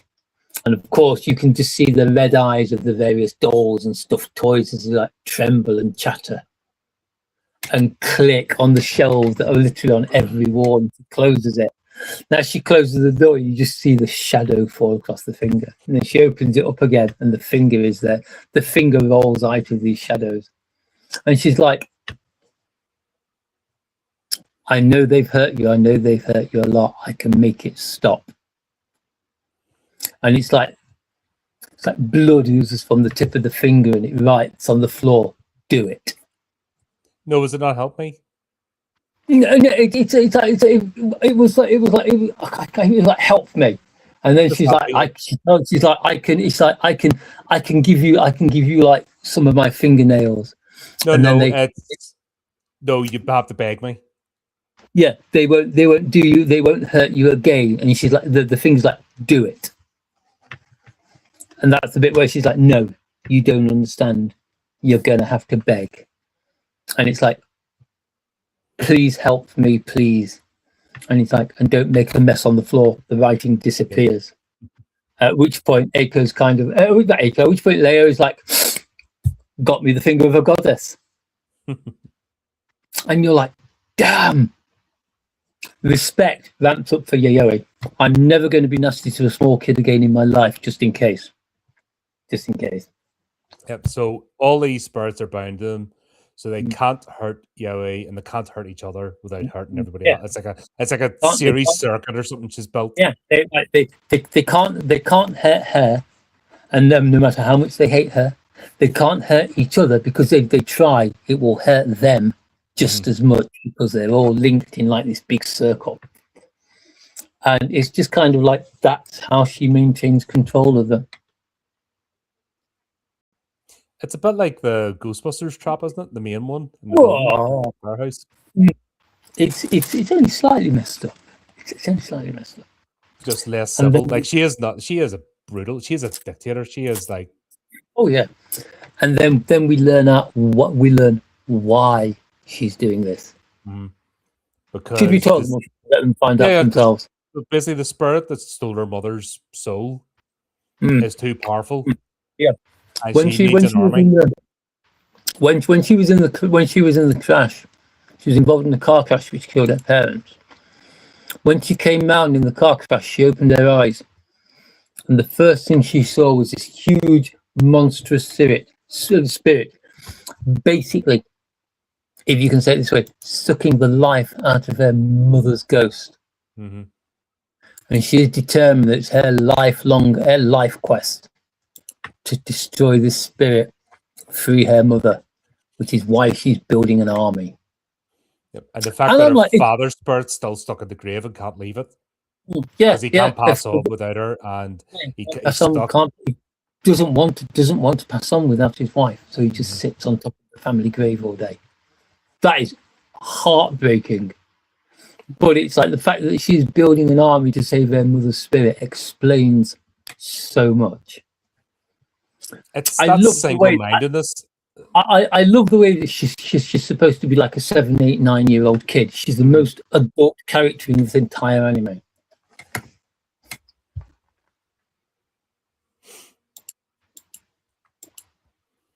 And this leads on the next one. Basically, Keitaro has a choice. He's either going to try and live this normal life that he's been chasing, or delve further into the spirit world with Yayoi.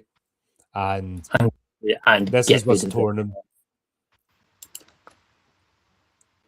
Because he knows what he lost. He still feels guilty. He feels bad for doing it. He just wants to draw a line on that incident, but I don't think he understands at this point that it's once you see, you can't unsee.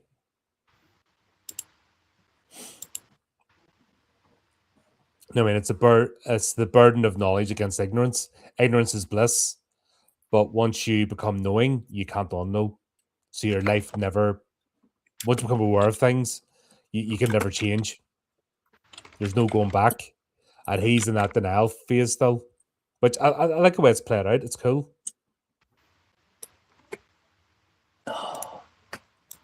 The characters are just so well written in this. Mm-hmm. I've only got one fault about Dark Gathering, and that's there's only like 24 episodes of it. I mean, the manga is out there. The manga is most definitely out there if you can find it. I don't think it's ever been translated into English. I'm not sure. Question then: does episode 24 finish the series, or does it? No. Right. There's plenty more after episode 24. Right then. So there's every chance that's good. Oh yeah, it's just like it's normal. It's like there's like series one. When series one landed, there was so much hype and so many people like followed it and loved it that they did series 2 pretty much straight afterwards. But then they always take a break. Mm-hmm. Like I say, Spice and Wolf, we had to wait 19 years for season 2.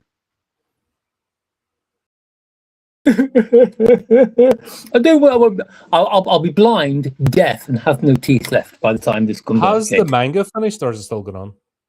I'm not sure. Because that'll be an interesting one as well. Boop. Wait, what? Hang on. Boop. No, that's not what I'm looking for at all. But yeah, this is where this is the freshers party, and Eiko's taking Keitaro out to get basically clothes for it because this is part of his attempt to be popular. Damn it! The manga is available in English, but it may only be online on the visitor's website. All right. Checking. That's not what I'm looking for, though. No, I just wanted to know if it was still going on, or was it has the story been completed? This is a story I believe should end at some point or go through certain iterations. Like the actual storyline here of the mother's spirit needs to be resolved. Then they need to decide what to do moving forward. But to me, these need to be closed loop story arcs, or else episodal doesn't really work. Because then it just loses its power, if that makes sense. It looks like it's still ongoing.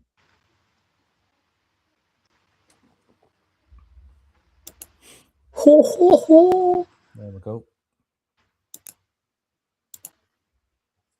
It pleases me greatly. Sorry. What were we saying? Sorry. I just said about she's taking Keitaro out to go shopping for clothes, and yeah. It also turns out this is the bit you mentioned, that she is renowned. Like everyone wants her in their clubs. They know that she's literally famous nationwide for who she is. I love the bit where there's kind of like there's this Keitaro standing next to Yayoi, because it's like they're going for like an open day at a university. Of course, Yayoi will be there with them. And it's kind of like I didn't realize that Eiko was so famous, and Yayoi's like, no, me neither. And she just laughs it off. And this is the bit where Yayoi is basically an adult trapped in a child's body, because she's like, this is more fun than what I do. I mean, she's looking at all this and going, I have to go to boring school, I love the fact when they're sitting in like the cafeteria, deciding which of like the trial classes they're going to open, and it's like, let's look for something nice and peaceful and safe. And Eiko's kind of like, oh, there's one here on like urban legends. It's like urban legends, the scariest stories ever. Mm-hmm. And when it's like Keitaro's kind of like, I really don't want to do that one, so she just kind of like screws the pamphlet up and tears appear in her eyes and the bottom lip starts trembling. And he gives up. He gives up because he's a decent chap, and Eiko is totally a manipulative tart. She plays him like a fiddle. Love is a dangerous thing. She literally plays him like a fiddle, and yeah. But of course, this is basically Ringo, the storyline, you know what I mean? Because, of course, it's the cursed videotape. And legend has it that whoever the spirit chooses, you know, the person will see themselves in the video sequence they're about to watch. You know it's going to happen already. Of course you do. It's like, it's all about this guy who decided he was like humanist or something like that. He decided to do a paper on suicide. Mm-hmm. But the more he learned, according to the urban legend, the worse it got, until the point where, for his final thesis, his final dissertation, he basically sent the lecturer who was running the course a videotape of him basically setting fire to himself. Which is, once again, this is the logic fallacy about found footage. How did he do that? It's like they actually asked who turned the tape in. That's part of the urban legend, and nobody knows. And how did the tape not get burnt to a crisp as well? Why would anybody show that tape in the first place? And yeah, and it's like, this is where he freaks out and goes, I checked it before I put it. It never showed this, but you know, right, because it's like they're halfway through watching it, and the guy's there with his lighter, and he's just about to light himself, and suddenly the image changes from this student to Keitaro sitting in the chair, and everybody's like, "Who's that? Who's that? Who's that?" Keitaro is basically making like shitting himself noises. Eiko's like, oh, it's Keitaro, and Yayoi just kind of sits there watching intently. Just her deadpan manner is amazing in this. It's like she is kind of like, I would absolutely refuse to play poker with this girl. Yeah.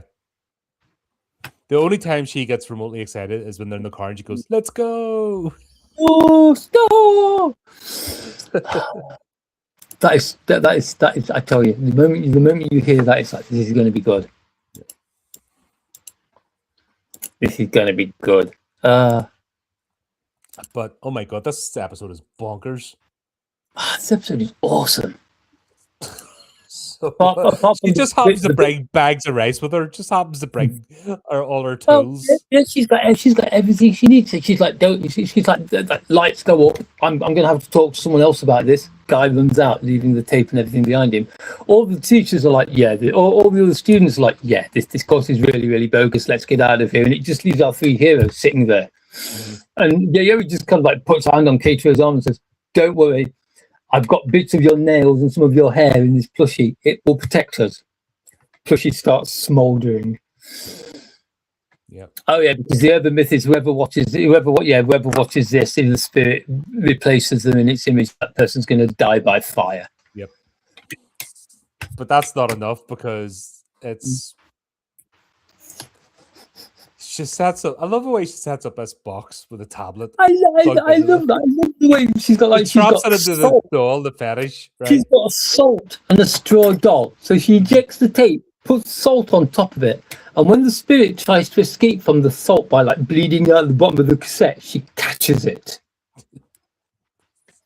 It's just such a like. She catches it. These things terrify people all over until they meet Yayoi. There's like, oh shit. Trying to get away. Yeah, it's like, I'm going to use this cardboard box and this tablet, and I'm going to set a trap for this thing so it has to watch its own film because it'll have to cancel the curse before it gets cursed and burns itself to death. Mm-hmm. Now, I approve of that logic because that is like role player logic right there. Yep, that is a plot that you just come up with. But somehow this ends up involving that Keitaro has to be naked in the car with some of his clothes wrapped around his arm. Yeah. With there's something at home I can use to finish this off, to beat this spirit. Eiko's going to drive me home. No, I won't let Eiko drive you home, because if you're in the car, what happens if this thing sets fire to the fuel tank? Yeah, this whole thing. Then they come up with a plan. I like the fact they've kind of like got privacy curtains in the car so they can shut the front and the back of the car off. So that Keitaro can sit there with just like his underpants wrapped around his arm.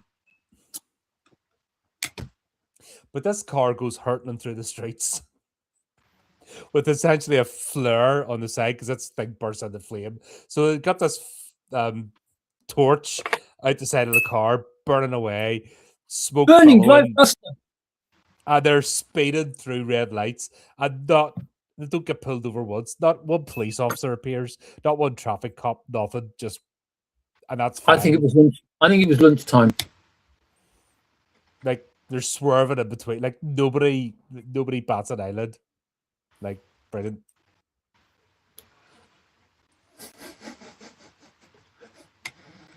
Have you ever seen Initial D? They never get pulled over by the police either. But yeah, that's just like this is mental. Like just the way this is the ridiculousness. This is pure comedy, but also, it's dark as hell because people are getting burned alive, and yeah, what can I say? The actual when they talk about it, the actual story behind the cassette is probably the darkest thing in this show so far. Yeah, because they're not doing it by choice. No, it's basically a guy who was bullied into killing himself. What the hell do you have to do to a guy to bully them into like setting fire to themselves? Like yeah. Like you have to have no peace in your life whatsoever. See, that's a problem with social media, with bullying, because you don't even have the safety of your house anymore. Because if we got into fights and stuff, once you got home, you were safe. But if you're on social media, then it continues. Unless you block everybody and not bother. Yeah, I mean it's I may have discovered some terrible news. Dark Gathering is indeed available in English, and there are 19 volumes. Is that all? Oh dear. Well, it's quite a lot. I have to buy these next month. Also, Amazon's only got like one of volume 1 in stock, but there's more on the way.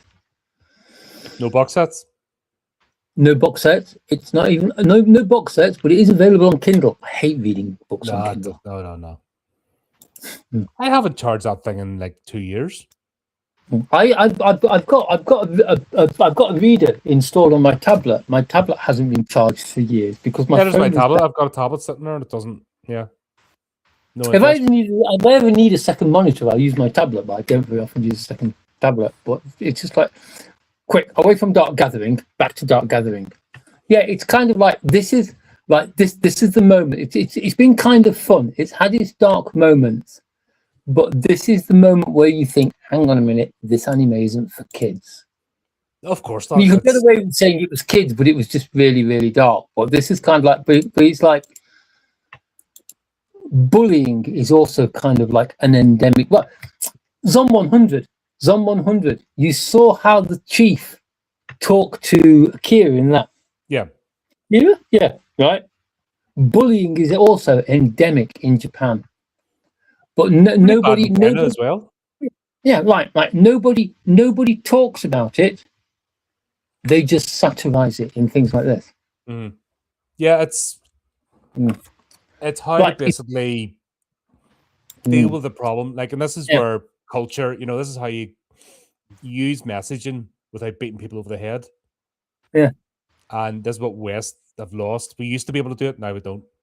You can tackle an issue, you can bring it to the forefront by putting it in into people's mind. How bad is the situation in Japan? Right. Say you're not happy with you're in a job, you're not happy with your job, yeah?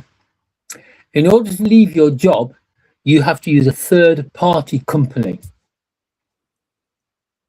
to leave your job.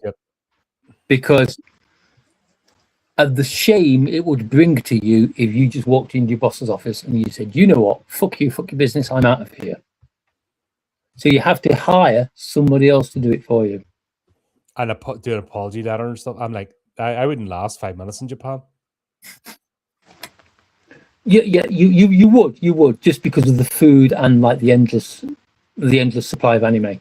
No, have you seen me in the work? You haven't seen me in the workplace. I've heard plenty of stories that you've told me. Yeah, I'm not. I'd be impressive for sparking out bosses. Do you know what I mean? Because that would be.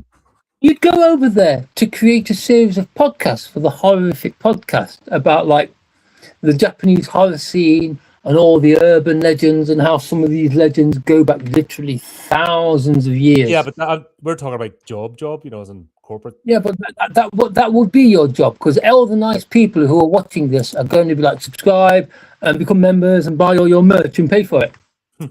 Aren't you, folks? I couldn't be in like a job in Japan. No. Because there'd be a few broken noses. I don't subscribe to the fact I come in, I have a very strong work ethic. So I don't subscribe to people talking to you like you're a piece of shit. I don't need to be spoken to like I'm a piece of shit, because I already come in built with let's get the job done and don't shirk. Yeah, you don't need you don't need some stereotypical bald guy in a kimono with a fan being like, "Oh, Colin-san, pull your finger out." You know, it's pull your finger out, cunt. Fuck off. You know what I mean? That's. It's like stab him in the eye with your finger. I'll pull it out in a minute. 3 years ago, I left the job because I knew I was a hair's breadth away from putting the spark in the boss out. I've got to be honest, that's a really good reason. That right there. I have to go here. It's a perfectly good reason to walk out of a job. Unfortunately for me, I am the kind of person who can roll with it and take it.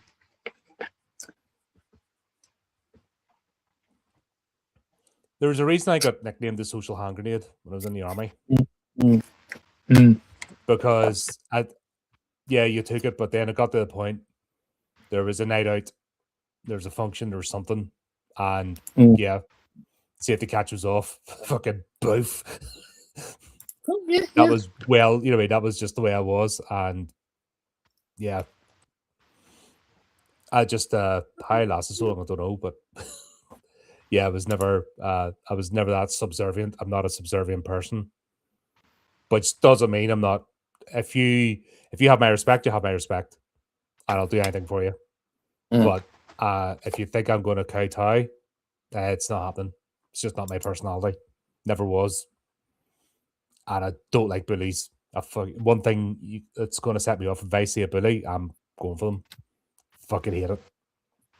It's not always bullying. It's just the pecking order. Yeah, but you can have a pecking order. It doesn't mean you have to bully folks. And I've stood up for people weaker than me, if that makes sense. I've got angry on other people's behalf because I hate to see bullying. Dude, it is one of the things that decent people do, to stand up for other people. I wouldn't say I'm a decent. I'm just a normal person, just a bloke. You know what I mean?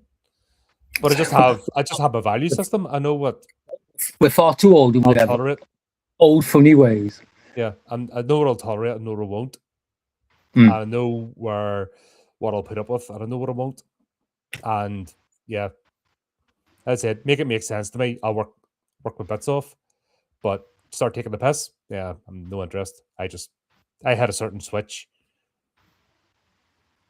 and that's it. But yeah, there's this guy who's fucking screaming and shouting and all and stuff. And like I said, I just had to leave. I was like, yeah, you're going to be dead.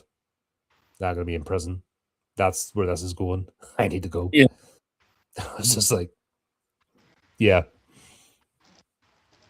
So yeah, I would definitely not fit in Japan. My personality in Japan would not mix. As much as that's what I mean. There's no perfect culture. You know what I mean? We all have our issues, etc. I can appreciate aspects. I can appreciate the art and stuff, but at the same time, I know for a fact that culture and me will not mix oil and water. You know what I mean? That's fine. It doesn't mean doesn't mean I'm better or worse or whatever. You just recognize it. No, Same as American culture. I realized Definitely. very, very quickly I do not fit in the American culture. Like trying to work with Americans fucking did my head in. Like I just fucking weird, you know. What was it somebody said to me? You're after my job. I was in 2 weeks in a job. You're after my job. Why would you think that? Why would I want to be in your position? Your job's shit. No interest in it. I want to do my own thing. In a I was way, hired for a specific purpose, which does not involve you. In a way, Japan and America are a lot the same in that way. It's like going into an interview and we'll say, "Where do you see yourself in 5 years?" Doing your job. See, to me, that isn't a threat. Yeah, that isn't a threat. That is an aspiration. Yeah, because that person should be moving up as well. That guy wants to he doesn't just want to sit there and make money. He wants to climb the ladder. Mm-hmm. He's aspiring to greater things, and he should be applauded for that. It's these people who why do you want to work for our company? Oh, I need the money. You know, it's like, go on the bloody dole then, if all you want is money. Anyway, you need something else. But anyway, yep, Anyway, this is interesting because we go to the next episode, which comes with a warning. we haven't covered Eiko's special room yet. Well, it sort of leaches into like the end of this one to the beginning of this episode. So yeah, Eiko walks into her little cupboard, and yeah, it's a little cupboard. It's a decent sized room. Well, instead of run the podcast out of it like I do, she has her stalking material. Instead of all this stuff, she has just pictures of Keitaro everywhere. The entire wall to ceiling, probably the ceiling as well, maybe the floor. Nothing but pictures of Keitaro. Every single one of them has got like that weird swirl or a mark on it from his curse. Mm-hmm. But it's like it's her reaction. It's her reaction and the things she says. And it's kind of like, okay. Yeah, not creepy at all. She is frightening. Eiko is a frightening character. Look, if she fell in love with you and you married her, you'd never have to worry about her walking out. Yeah, but you'd have to worry about displeasing her or doing something. You know what I mean? Someone like that is one step away from chaining you up and putting you in a cage. I've got to be honest. It depends on the way she ties me up. I might be in for it. I might not. But yeah, this is where we'll go on to the freshman welcome event, and this is like this is dark. This is messed up. It also contains one of the funniest things in the entire anime. Like this advert is so to the bone that basically this is the version that was shown. This is the version that was shown in the West, but in both versions, at the beginning and at the end, it has a warning about suicide and a list of numbers that you can call if you feel like any of the things that you have seen in this have made you think any kind of like thoughts about taking your own life and things like that. They take it very seriously. But then again, if you think about it, they have got the highest suicide rate in every age group for every country in the world. Yeah. So you can kind of understand why they take it as seriously as they do. Here's an urgent legend for you, and it's one that's true. At the bottom of Mount Fuji, there is a wisteria forest. Oh yeah, the suicide forest. Yeah, the forest of hanging dreams, so named for the amount of children who've committed suicide in it. Children. Yeah, that's I mean, there's that's where you need to, like I said, when you see those sort of numbers, something needs to be looked at. But it has to be a complete cultural shift. That can only happen from within. It's their culture, and in order for that to change, maybe as generations are born and generations die out, something will change, but it's going to take a long time. It's going to take longer than I. If it's imposed, it'll be too extreme, and then you lose something as well. There's nothing wrong to aspire to greatness. There's nothing wrong to aspire to improve and be the best you can be. Yeah, but it's like inspiration to greatness and inspiration to improve should come from yourself. It shouldn't come from other people trying to force you to push beyond your limit. Everyone has a limit. Yeah, there's always somebody better. Yeah, everyone is only so smart. Everyone is only has like so much power. Everyone only has, I don't know, so much luck. You can't go beyond that limit. So everybody has like buffers that they will run into. Yeah, and that's the thing. It's when people are too scared or too bothered about hurting people to turn around and say, "I can't do this." And they're scared to disappoint their parents, so instead of saying "I can't do this," they go and like string themselves up off a wisteria tree with an electrical cord. Yeah, that's when things have went extremely wrong. And like I said, I know personally double digits number of people, and I think it's because of where I'm from. The legacy of that, I mean, just the time I grew up in, just seeing the legacy of that, and various reasons of all types. Like a lot of people, security forces, just years and years of stress done up. But then I've seen people at different walks of life. A lot of people I used to work with. In fact, funny enough, a place I left had 3 people. Damn. All within a year and a half of me leaving the place.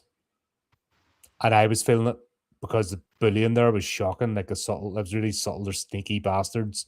And always like to, just find anything about you. It was a really nasty, toxic organization. And funny enough, 3 people from me, like within a year, all that's because of that work environment. Jesus. I threw the head up and I left.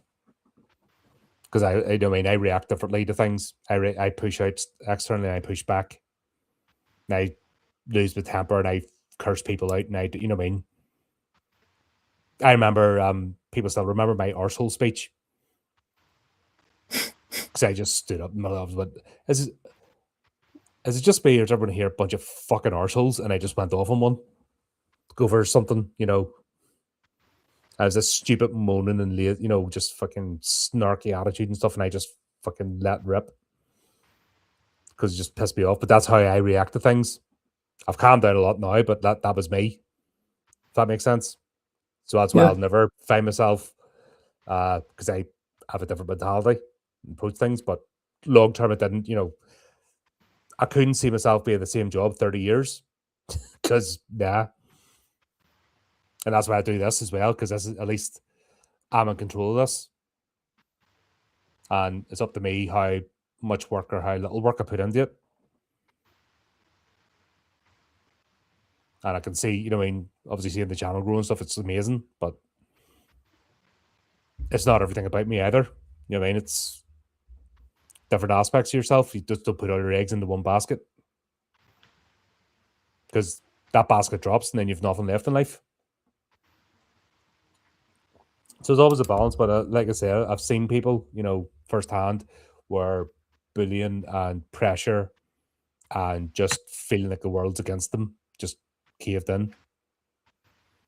And I think I've encountered every way that you can do it. Lovely, yeah.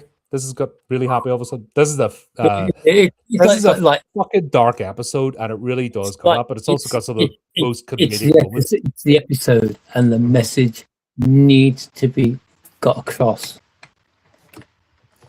If anybody's suffering out there, for fuck's sake, like the hardest thing for anyone to say, the hardest 2 words for anyone to say are "help me." Especially for a bloke. But you've got to be strong and do it. Here's the thing: if your misery in life is being caused by someone else, the best revenge you can have is to fucking thrive. If someone's out there doing you harm, the best revenge you can ever get is to push beyond them and do better and thrive and move away from them and show them that they don't have an impact in their life. Now, that sounds easier than said than done.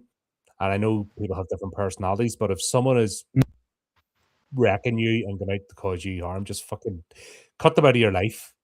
Don't give them any inroads into your life whatsoever. Once you make that decision, you just fucking cut the cord and be done with them, and then move on. And you'd be amazed. Don't let them message you. Don't let them ring you. Don't let them friend you. Don't let them follow you. Just completely ignore them. They no longer exist. And you've seen firsthand me doing this. Yeah, I have indeed. That is my tactic, and there's a reason for it. Because every time you open that door, you invite drama in, and then you become partially responsible, which I think some people do get caught in that. Their empathy or not wanting to cause a fuss makes them do that, but then all they do is they invite drama in their life, and then they're the ones that'll suffer in the long run. You just cut that cord. If somebody's doing this to you, cut the cord. Fuck them. They're not worth it. It doesn't matter what. If you lose friends over it, if you lose status, whatever, fuck it. It doesn't matter, because if you end up removing yourself, then they've won. And then you've no status, because people might make a wee bit of a fuss, but then you're forgotten, because we're all forgotten, at the end of the day. So that's all I'll say about it, is just find your worth, find something for you. It doesn't have to be financial. That's why I'm a big proponent of find a creative outlet, because you find that creative outlet, you're doing something for yourself. And it doesn't have to be your career. It doesn't have to earn you money. It just has to give your head a focus. You do that and you're unbeatable. There's always somebody smarter, stronger, faster, richer, more sexually attractive, blah, blah, blah, blah, blah. Somebody more cunning than you, more charisma than you. There's always somebody, always a bigger fish. That's just the way the world works. They can try. But there's also a lot of people out there worse off than you too. There's some people there. I mean, if you look at your own life, there's people that would love to be in your position.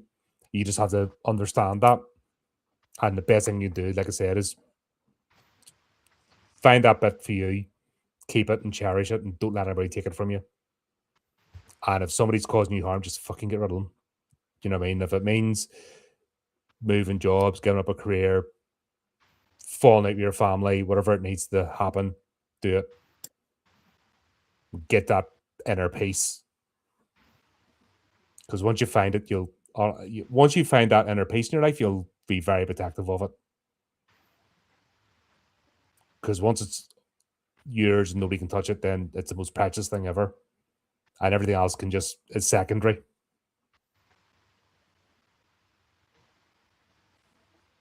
But anyway, this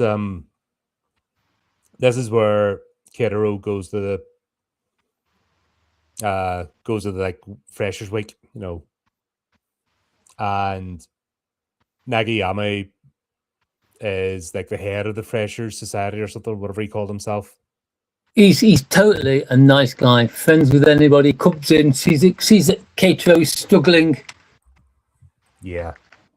comes in, joins the conversation, makes it pass really smoothly. And you know instantly he's a wrong one. Yeah, and you know, Keitaro.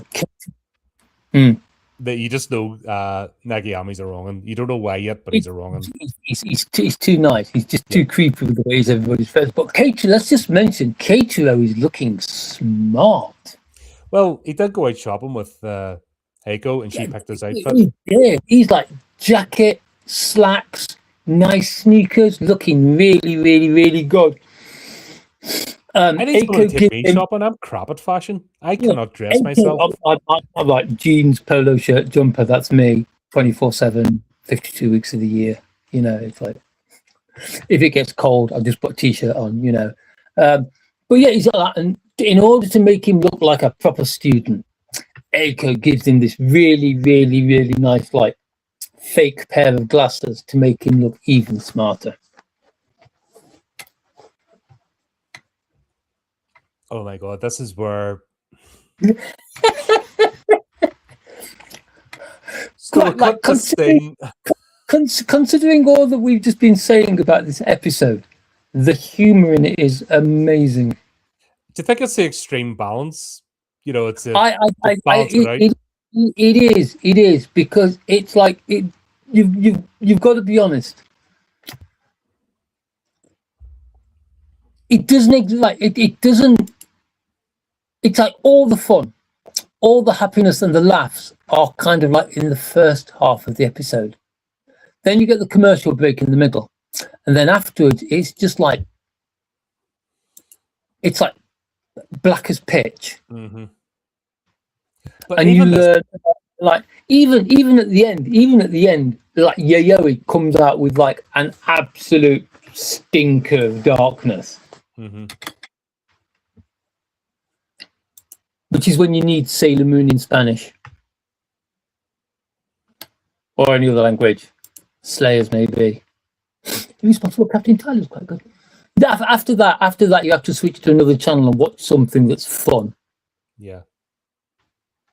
Or just go to the next episode. Otherwise, you just go lock yourself in the bathroom, sit in the bathroom, cry. But this is where, basically, Yayoi catches Eiko out stalking him. I'm talking about this is stalking to another level. It's like Eiko's kind of like, Keitaro, you're doing really, really well. And she's sitting there with this laptop, and there's like video feed, heart monitor, radar, GPS map. Oh, he's like breathing rate, how much he's sweating. Fuck me, that's next level. That's frightening. It's like somebody earlier said they like yanderes. Right, okay. Eiko is like the ultimate yandere. Watch Dark Gathering. Mm-hmm.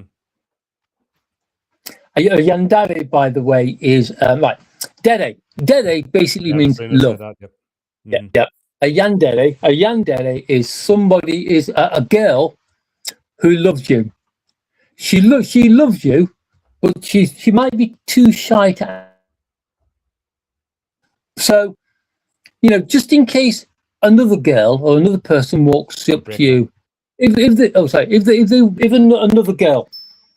girl or somebody walks up and it looks like they're going to tell you that they love you, she will make sure that they can't by killing them and hiding the body where it will never be found.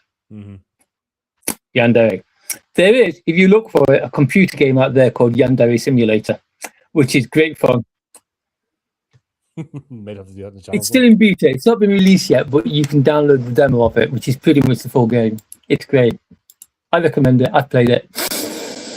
But yeah, so she's sitting there, and it's her reaction when Yayoi walks into the room.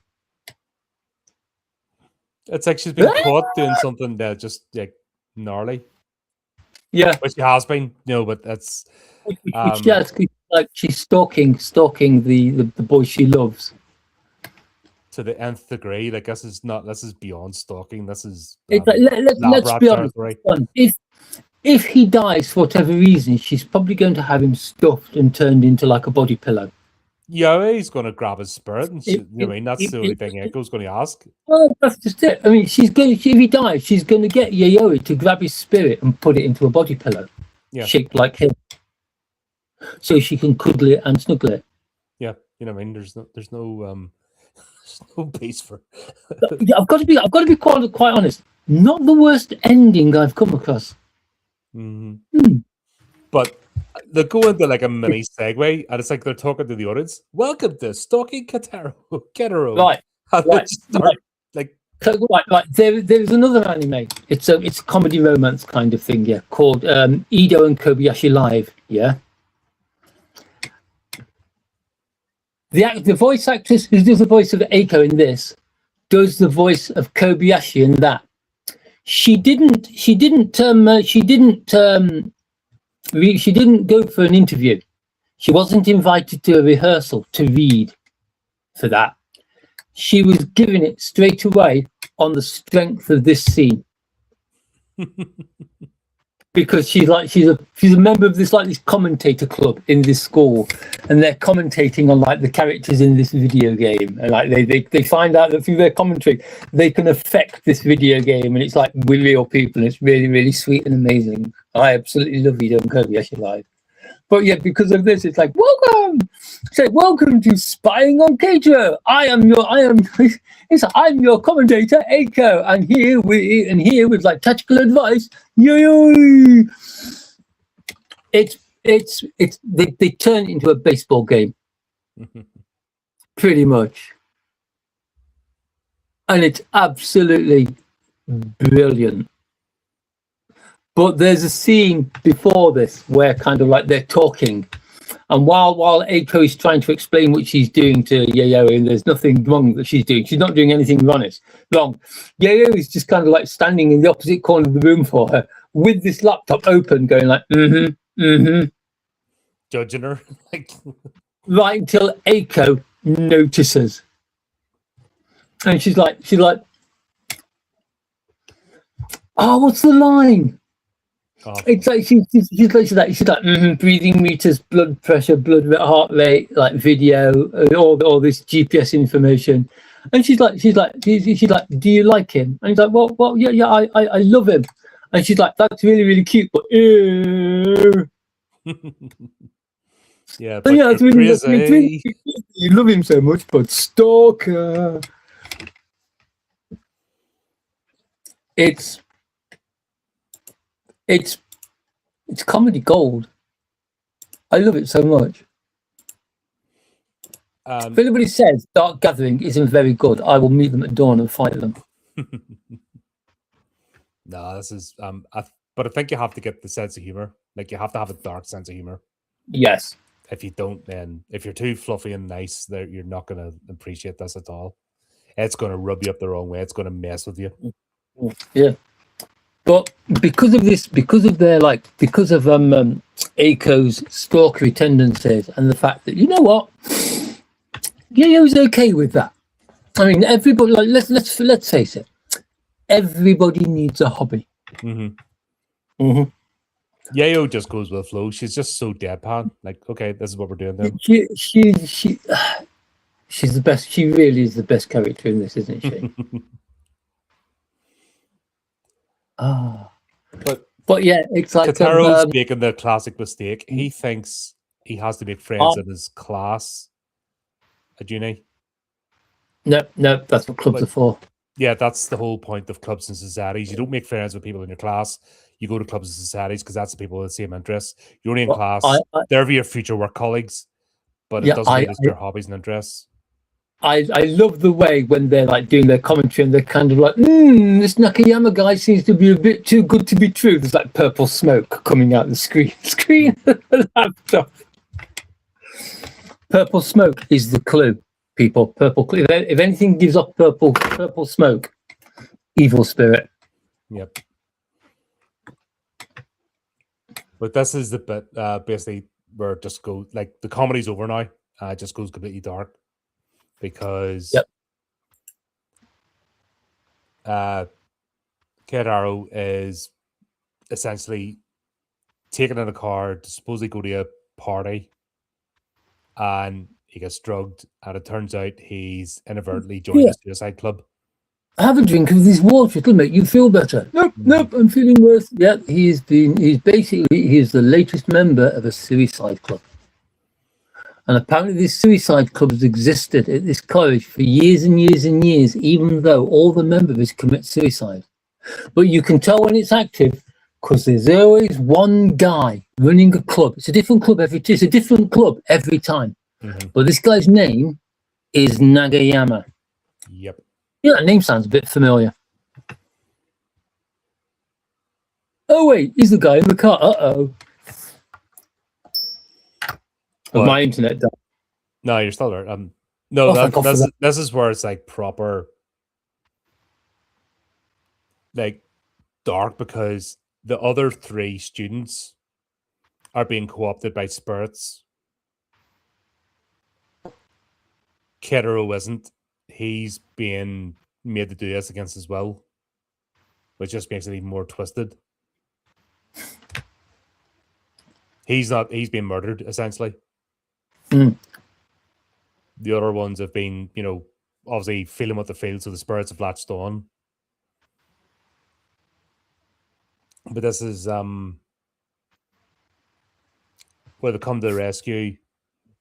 I've got a bit the humor has ended. You actually get a scene where you see people dying from hanging. Luckily, the only person who dies is actually Nakayama, who kills himself after the fact. More on that later. Eiko Yayoi rush into the rescue. They rescue Yayoi. they rescue Keitaro. Yayoi proves how strong she is by smashing a bottle over Nakayama's head. You've got to hit someone pretty hard to break a bottle. Especially it's like a heavy bottle too. I thought it was champagne, but it's actually sake. It's fat. It's gold leaf sake. It's expensive stuff, and that's like a family size. That's the kind of bottle that you get. That was pretty much like a magnum of.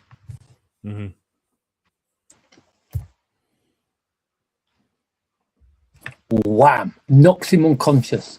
The spirit leaves. She hits him later, doesn't she? Because she basically force feeds him half a bottle of sake. Yep. Which forces the spirit out. But then it's like Nakayama, or whatever his name is still being controlled, so she beats him unconscious with the sake bottle. And this is where we find out that some spirits predate on other spirits so that they can stay in the land of the living. Because it's Nakayama, or whatever his name was. They do give you his real name, but I can't remember. Nagayama began with M or something, but the student's been taken over by Nagayama.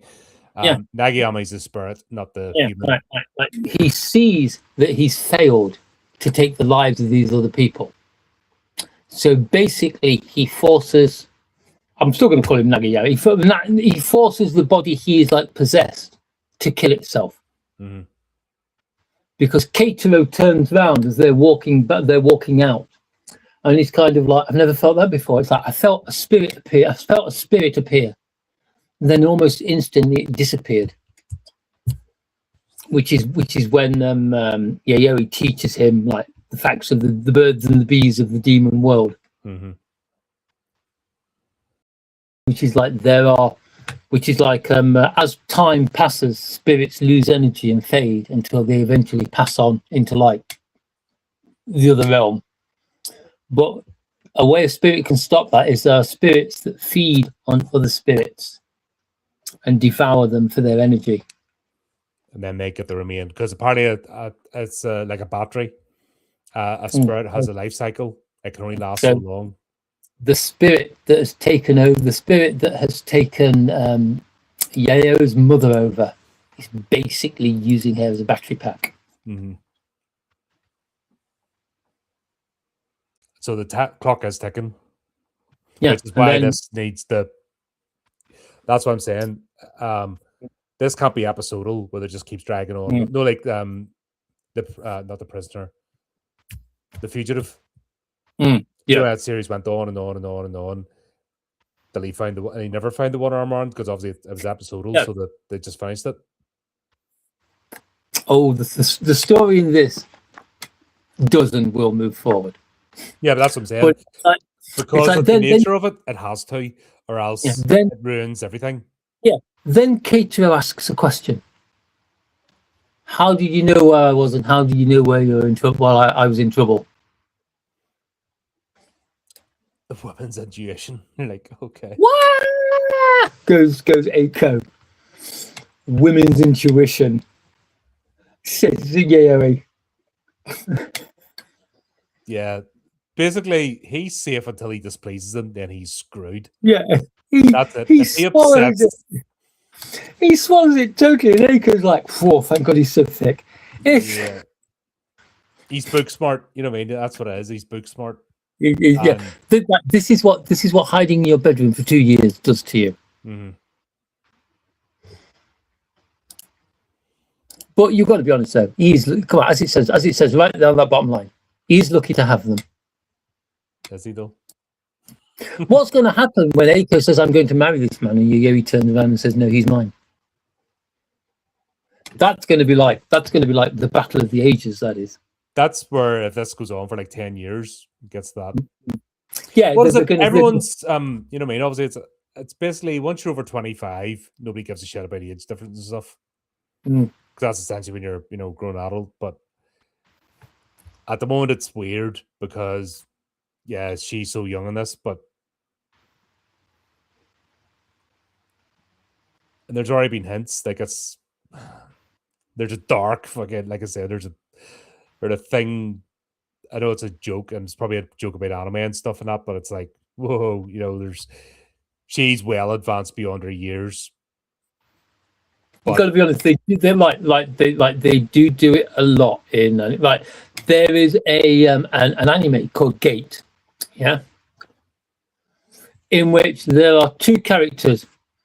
There is a character who is like in his early to mid 30s, yeah, and there is a goddess. Well, she's not a goddess. There is like a demigoddess who is like 960 years old, yeah.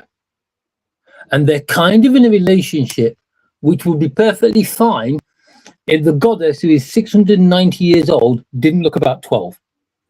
Well, Sheiky's the same, even though she's a vampire. And she's basically in a relationship with Junior Monk. There's stuff going between them, but it's still, it's not right. It's covered really well in Let the Right One In. What age are you? I'm 12, but I've been 12 for a long time. You know what I mean? That's a line from an anime. There's another anime called... but it's Let the Right One In. Is it German? Yeah, it's he that wrote it. But that's a dark story. You've seen that, haven't you? I've seen the remake. Right. Yeah, maybe check out the originals. Actually, the remake is decent. I'll give it that. But it's like I like dark horror. I especially like dark horror when it's got kind of like a bit of slapstick attached to it, like this, which is brilliant. This is one of the sweetest. The Promise is one of the sweetest, but also one of the darkest episodes. We've said that for quite a lot. You've got to be honest. We're only 6 in, and we've said that for quite a few of the episodes. Yeah, it's been fucking. It just keeps a sort of like a scale.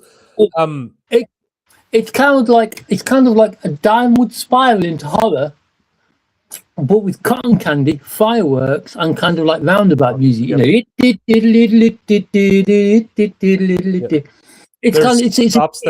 a descending spiral into darkness, but we're having a good time getting there.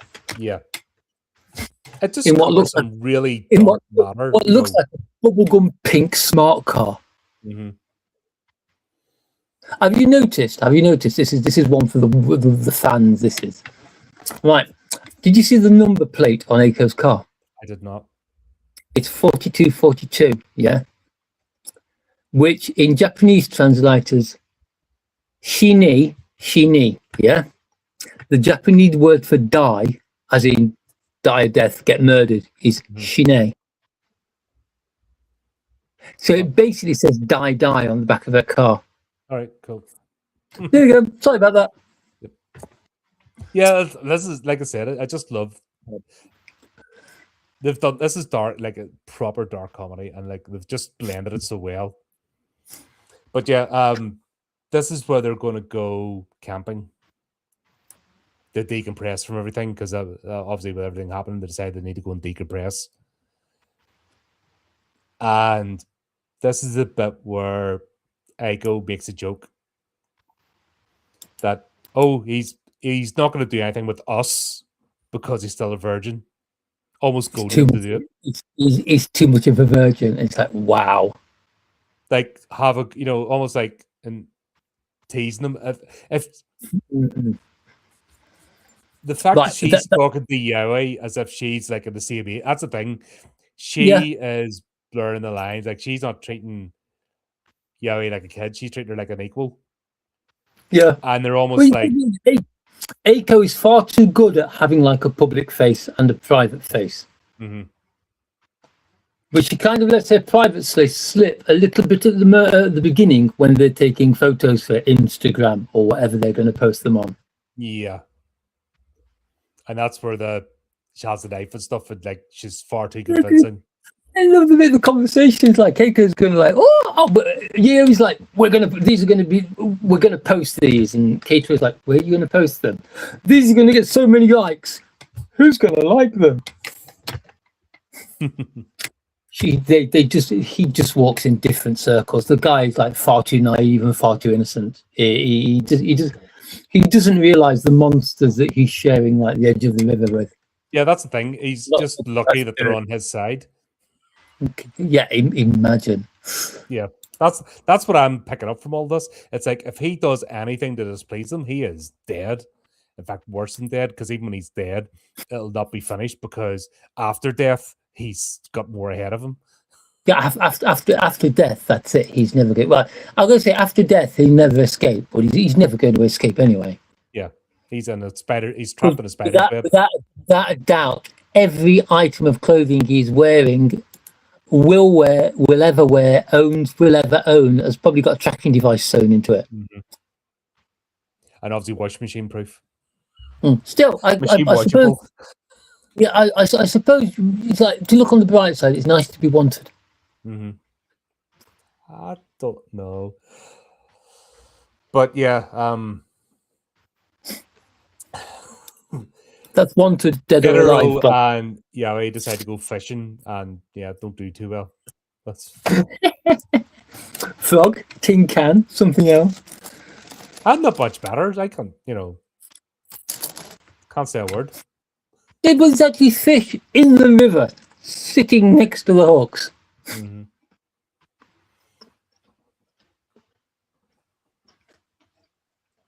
Because what's the best? Oh, it's like whoever catches the most fish gets their wish. And it's like Keitaro's wish is never to have anything to do with anything spooky again. And Yayoi's wish is that he will go with her and see all the spooky stuff and help her catch them. Mm-hmm. And it's a draw. Because they're both useless at fishing. Yep. But it's part of the game as well, isn't it? Fortunately, when they give and go back, it turns out that Yayoi, the Eiko, is an absolute master at barbecuing vegetables. I think there were some kebabs there as well. I think there were some chunks of meat in there as well. But I don't know where they probably came from a passerby or something. Or was a passerby. For all we know. There's a flipping skinned deer, in the background somewhere, because she's just did it. There's hanging by. She did have a kitchen knife, so you know what I mean. Well, every good yandere needs a kitchen knife, chainsaw, pickaxe, ice axe, garrote, cheese wire. But after all that, this is where Keitaro and Eiko go for a walk, and this is where they start. She It's like wants to research the supernatural, and I actually love this line of dialogue where she describes the difference between study and research, which is really good. study is like learning from the what's known. already been what's already learning known. what's already been discovered. Research is discovering the things for people who study. It's research is learning things that people don't know, discovering basically discovering new things. Study is learning the knowledge that already exists. Research is finding out the new knowledge that doesn't exist yet. Eiko has got her head screwed on. She hasn't got her brain wired up right, but she's like, no, Keitaro can go away. Eiko's mine. I've decided. But yeah, she wants to research the supernatural. That's her thing now. She's been amongst this world. She wants to find out. She wants to learn as much as she can to help them get rid of the curse. Mm-hmm. And I'm like, damn yes. And this is where they make the promise to each other that, basically. Also, this is also the episode where Eiko is taken out of my reach because Keitaro confesses his love to her, and she confirms it back. Yep. Always the bridegroom. Always wants it. Always the best man. Never the groom. Dear. But of course, this is where there's no such thing as a peaceful episode in this, because they're having their first proper we really like each other hug. Mm-hmm. And Eiko sees a shadow on the bridge, which is just upstream from them.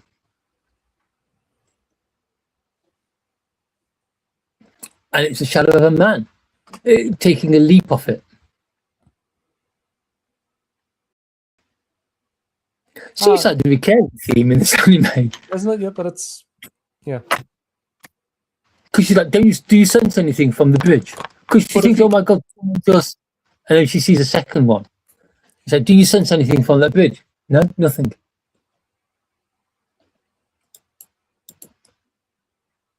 Yeah, and this is where it turns out that they want Eiko, so they take over her when she's sleeping. Yeah, because it's like the possession wakes Keitaro up.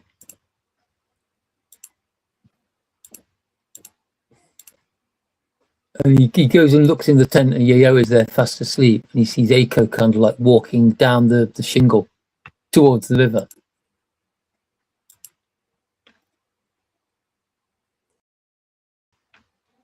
Yeah, so they manage to grab her, but then this is where they realize they have to go and basically get the source as a different type of spirit, not the usual one. Yayoi has to go, basically have to take her up to the bridge. Because she's not being possessed, she's being controlled. Mm-hmm. But it's an even bigger trap because the trap isn't actually for Eiko. The trap's actually for Keitaro. And it's not one spirit, it's 10 spirits. A gang of spirits. Did you... Yayoi throws her stuffed pink hippopotamus. Either a hippopotamus or a pig. Mm-hmm. And it's like the spirits on the bridge burst it. But then later on, there's a bit where it's like they're surrounding her, and the spirit that was trapped in the doll eats one of the lesser spirits, and it's an absolute monster. Yeah, it's just funny because it's like, this is where they think, oh, right, it's uneven. Now it's even. Now we're winning. Like just so... Yeah, just so blasé about it. Again, it's one of those moments where Yayoi just happens to have enough cloth to make dolls and kind of like a few bags of rice to stuff them with. Yep. And then so either they were planning to stay in this campsite for a long time, or they just really like rice. Yep. Or she's just prepared, always ready for battle.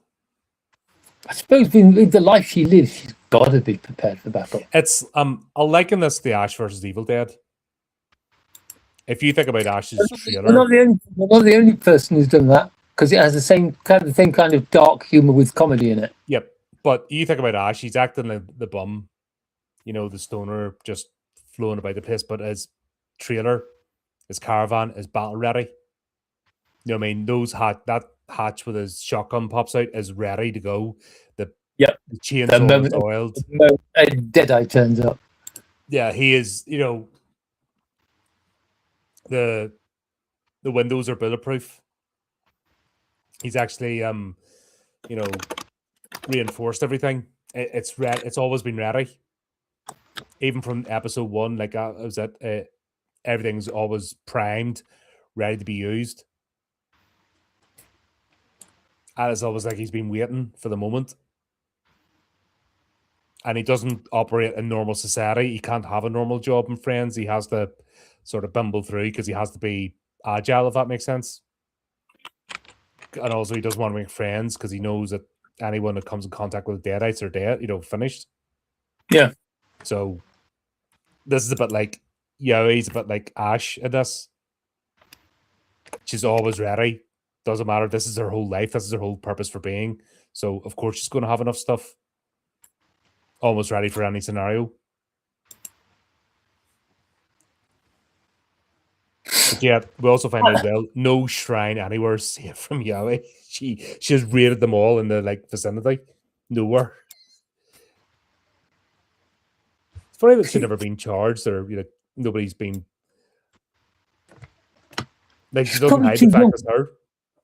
She's probably too young. Remember, she's only like 8, 9, 10, that kind of age. But it's still funny. But the battle against the spirits is so good though, because it seems at the start it seems so one-sided. Mm-hmm. But and the thing is, it seems so one-sided because there's only the 3 of them, and there's 10, maybe 12 spirits, and yeah, it is. The battle is totally one-sided, but not against them, against the spirits. And every time they capture one, they add another one to their side. Mm-hmm. So it's not really that surprising when they finally... The way they beat them, the way they defeat the last... Tie them up in a circle and making them stew. Before that, the last 3 or 4 spirits are standing in the water, and she takes one of the captured ones, and she basically just starts to torture it. And she's like, this is what's going to happen to you unless you give up. If you give up, I'm not going to hurt you. Like this. Twist, crunch. And so they give up without fighting. That's when she ties them all up in a circle. And it's like, right, which one of you is controlling Eiko? And they all point. They all point to each other instead of just pointing at one. So Eiko sets her spirit that's in the pink pig, whatever it is, to eat one of them, and it just explodes in a cloud of blood. No, is that not where she uses a knife to torture them a bit? I thought that was before, when she was trying to convince them to. No, this is because she starts torturing them with a knife. It goes right. You don't start telling me the truth. If you want to know which one is correct, folks, watch Dark Gathering. Because it just goes. This just goes at a pace. There's no if you stop and pause for breath, it will leave you behind. And don't forget, this is about 3 hours worth of watching. You know what I mean? Each episode's 20, yeah. Let's say this is 6 episodes of not including the credits. Over 2 hours, yeah. 24 minutes each. Yeah. You've over 2 hours of watching here. You know what I mean? You're. It's quite a bit. 2 hours well spent. This is serious. There's 2 series of this, and you can sit down and binge the entire thing. When the leader's revealed, that's when Yayoi gets the gets her spirit to eat it. Yeah. But I She love the way she wants the other 9. She wants the other 9 to add to her arsenal. Do you know what I mean? I love the way that the controlling spirit is using like Eiko as a mouthpiece and trying to fight back. Yep. And they're like, no, not going that way. And then the other ones turn on the spirit, it gets eaten, Eiko's released, and then she has basically 9 prisoners to add to her army. 9 recruits. It's like yeah. She could have just killed them all, but she even with Eiko's life in peril, she's still sticking to the plan. I like the way it's like eerie. She's like, yay, got me the finger of a goddess. Now she's kind of like, woo, captured a bunch of them. Yep. But that was it. You know what I mean? She could have killed them all, and that would have done the same thing. But she's still sticking to her plan. That's the cold, calculating, single-minded. Yayoi is so cute. Apart from those shoes, I'm just waiting for those shoes to get possessed and actually the teeth to gnash. God, those shoes. Also, she's got this really kind of like sharp mouth cat bag on her back that she carries around with her that you can totally buy in real life. No, I don't have one. I wish I did though. But this is obviously. I'll just like fill it full of tissue paper and stick it on the shelf. When all's said and done, basically, Eiko and Keitaro have the moment, I love you. I love you too. Yep. Oh. And this is also where Keitaro agreed, after the conversation they've had 2 episodes previously, this is where he finally agrees that, yes, I'm going to help you hunt spirits, And it also turns out that Eiko orchestrated the whole thing. That is easily I gotta say the best part of this anime is like at the end of episode 6, Eiko says that like it's like trying to bring Keitaro out of his shell. It's like trying to encouraging to like become like a private tutor for someone, making sure that he got assigned to Yayoi, getting him to do this. It's all her plan. Mm-hmm. All her plan. He had no chance. I tell you, he's good. If he and Eiko get married, he's going to live a long life because Eiko isn't going to let anything happen to him. And when he does finally pass away, Yayoi is totally going to turn him into a doll for Eiko. Yep. And then when Eiko finally reaches that age and passes away, Yayoi is going to turn her into a doll, and then she's going to have both of them. Mm-hmm. I bet you. Yeah, these are bound for life. This is a ready-made family. Like it's a love story with a perpetual love triangle, which is going to end up with everyone together loving each other. But probably fighting God himself. Because you've got obviously the romantic love between Eiko and Keitaro, but then you've got the paternal love. Now, yeah, there's a bit of risque comedy in this, but that's basically Right. Here's a prediction which will never be proven true. Yeah, it'll never be proven true. When Eiko and Keitaro successfully finish their like college/university lives, yeah, they are going to get married, and I bet you any money they adopt Yayoi. Oh, without a doubt. It's like it'll never be shown. It'll never be seen. It might be like a single panel, maybe a page at the end of the manga when the manga finishes. But it's got to happen. As far as I'm concerned, in my head, it's already canon. And depends how long it takes them to make the rest of the anime or finish the manga. We'll never know. Me, get it done. The guy who creates it. The guy who creates the manga writes so many episodes, and then he goes on like a hiatus for a few months. But that's the sensible thing to do. Yeah, it's been like. Then you don't get burnt out. You need to. Right, I have found this out recently. You need to step back every so often, or else you burn yourself out. Yes, it's very easy to burn yourself out on pretty much anything if you like hit it too hard. Mm-hmm. I've found this out recently with the schedule of the pot. You know what I mean? Just the way things happen, it's just got really busy, and then Horrific Tales Volume 5 suffered, but it's finally edited. It's getting ready. It'll be out by the end of the month, by the end of next week. Oh yeah, right, but that was something that suffered because the schedule of this was just giving me no time to breathe. Which I need to jig things around, because if I'm not on a stream, I'm preparing for a stream right now. If that makes sense. Because like yesterday, that's what I was doing. I was watching the movie for the day. I was watching Blair Witch. I was watching this series, taking notes, etc. You know what I mean? Getting things ready. That's a good chunk of time. That's a good 4 hours, if you think about it, of your day gone. And that's just constant at the moment, which I need to look up and get sorted out. But yeah, it's easy to burn out. So it's good that the writers do take time off, in between stuff, and refresh themselves, because you have to.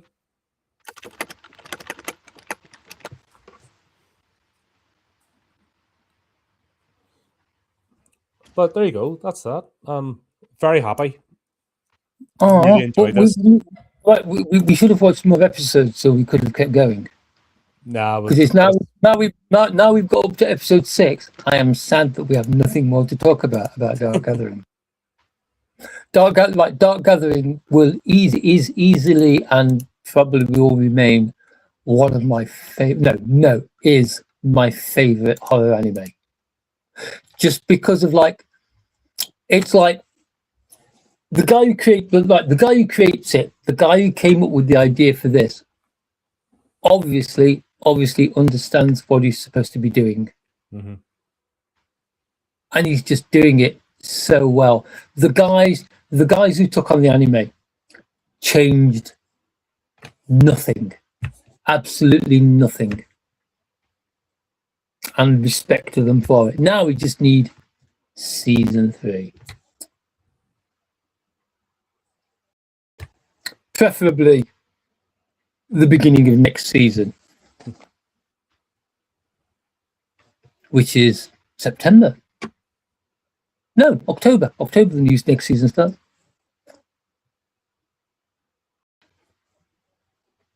Come on, Japan. I'm relying on you.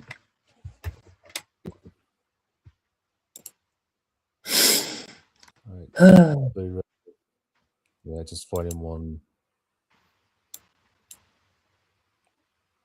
Wow, that's expensive. Try and catch up, please. Actually, not really. It's the same price as the. Yeah, that's a lot. What we're looking at, Dark Gathering, the manga. Yeah, the manga. That's a lot of volumes. It's like they're pretty. A lot of stuff that's coming out these days is like 12, 13, 14 quid. These are like 7 quid, 7 quid, 8 quid. It's not bad. It's not bad. It's cheaper. For example, 9. It's like as of. Right, volume 19 is due out Thursday, the 6th of May, 2027. So there's 18 volumes in. This is normal. It's when they start catching up, they start slowing down. Mm-hmm. Recognize that character. But yeah, for example, I'm catching up in the Judge Dredd back catalogs, and they're like 15 quid each. Yeah, you know what I mean. So that's but then again, it all adds up. You know what I mean? How much I don't have that amount of disposable income right now. So yeah, it's like if I could afford if I could afford it, because it says it Dark Gathering volume 1. It's Dark Gathering volume 1. Only one left in stock, more on the way. I'd be kind of old me would have been like, right then, I'm going to buy the first 10 volumes. Mm-hmm. Just can't afford that at the moment. No, I just got it. It's kind of like, oh well, I'll have to wait until they get more in stock and buy them a couple at a time. Yeah, close that down. But that's it. But yeah, that was a lot of fun. Yeah, thanks. I'm glad we got talking about this. I'm looking forward to the next one.